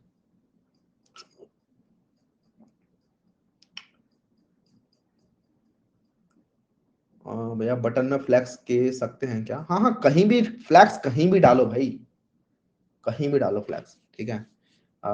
सपोज करो मैं यहाँ पे एक बटन बनाता हूँ, तो मैं आऊंगा यहाँ पे, इस कंटेनर्स के अंदर ही रहते हैं लेकिन इन बॉक्सेस के बाहर निकलता हूँ मैं, या फिर कंटेनर से भी बाहर निकल जाते हैं। 10 मिनट का बटन है, और इस बटन के अंदर आप एक डिव डाल दोगे, which is let's say button content, ठीक है।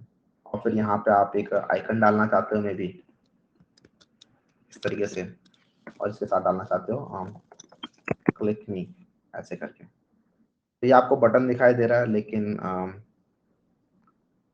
ठीक है आई थिंक, लेकिन यहाँ पर भी आप इस डिव के अंदर आपको समझ में आ रहा होगा, इस डिव को आप बटन कंटेंट है क्योंकि ये डिव है, तो इसको भी आप फ्लैक्स बना सकते हो। ठीक है, इवन इस बटन को भी अगर आप फ्लैक्स बनाओगे तो भी काम चल जाएगा, कोई दिक्कत नहीं होगी, आई थिंक कोई दिक्कत नहीं होगी। Let me check, let's make a div, another div of check, hello there। अभी एक के नीचे एक आ रहे हैं, लेकिन if I make this button as a flex it should work.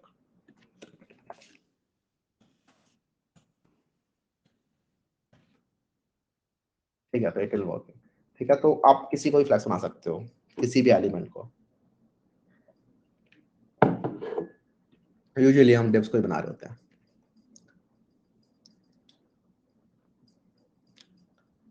भैया नेविगेशन बनाना कब सीखेंगे? नेविगेशन बार बनाया तो था यार हमने, मैं नेविगेशन बार का असाइनमेंट दे दूंगा, आप लोग बना लोगे आराम से नेविगेशन बार आराम से बना सकते हैं आप, बाय यूजिंग CSS, और अभी तक जितना भी हमने सीखा है फ्लैक्स के अंदर जो भी प्रॉपर्टीज हमने सीखे हैं, आप इजीली बना सकते हैं नेविगेशन बार। ये रहा नेविगेशन बार, राइट, ये नेविगेशन बार हम आराम से बना सकते हैं इस टाइप का। क्या है इसके अंदर मैं बताता हूँ, ये एक कंटेंट है फ्लैक्स का, एक फ्लैक्स का एक आइटम है इसका राइट साइड का मार्जिन ऑटो कर रखा है, इसलिए ये लेफ्ट साइड में एकदम घुस चुका है इधर, और राइट साइड में बाकी सारे आइटम दूर हो रखे हैं। बाकी ये सारे आइटम है फॉन्ट आइकन, ये सारे सारे आइटम राइट साइड में आ रखे हैं, और ये जो आइटम्स है इनके अंदर इधर ये आइकन है, किसी किसी में टेक्स्ट लिखा हुआ है, और सभी आइटम्स के ऊपर जब हवर करते हैं तो इनका बैकग्राउंड ऐसा रहता है. It's not very difficult to make. सारे सारे फ्लैक्स यूज करो हर जगह, भर दो फ्लैक्स से पूरा का पूरा अपने पेज को, क्योंकि यूज कर सकते हैं फ्लैक्स को आप आराम से.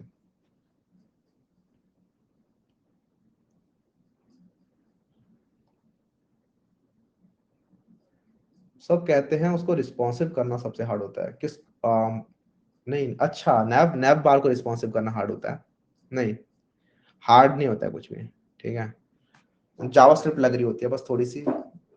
अगर आपको वो मेन्यू वाला बनाना है ना कि छोटा हो गया तो हैमबर्गर मेन्यू बन जाए, फिर क्लिक करें तो बड़ा हो जाए, तो उसके लिए थोड़ी बहुत जावास्क्रिप्ट लग रही होती है कि क्लिक वगैरह हैंडल करने के लिए. बाकी it's not hard, nothing is hard. Net पर सर्च कर लो एक बार, ठीक है, किस तरीके से बनता है नैप, आपको दिख जाएगा कि कुछ हार्ड नहीं है. सबके कहने पे क्यों जा रहे हो यार, थोड़ी मेंटेलिटी चेंज करो, खुद खुद एक्सप्लोर कर लो, फिर बोलो कुछ हार्ड नहीं था. मेरे को तो आ गया. इस तरीके का माइंडसेट रखो, तभी चीजें सीख पाते हैं.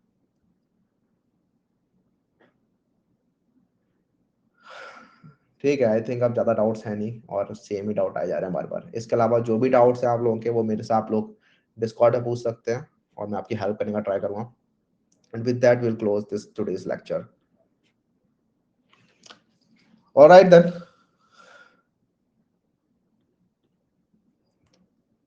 ठीक है, ठीक है. आई थिंक सारे सारे डाउट्स क्लियर होंगे. And then text and fonts की जो पीडीएफ है, ये आप लोगों को हमारे नोट्स के अंदर मिल जाएगी. Alright then, good night, bye bye, take care.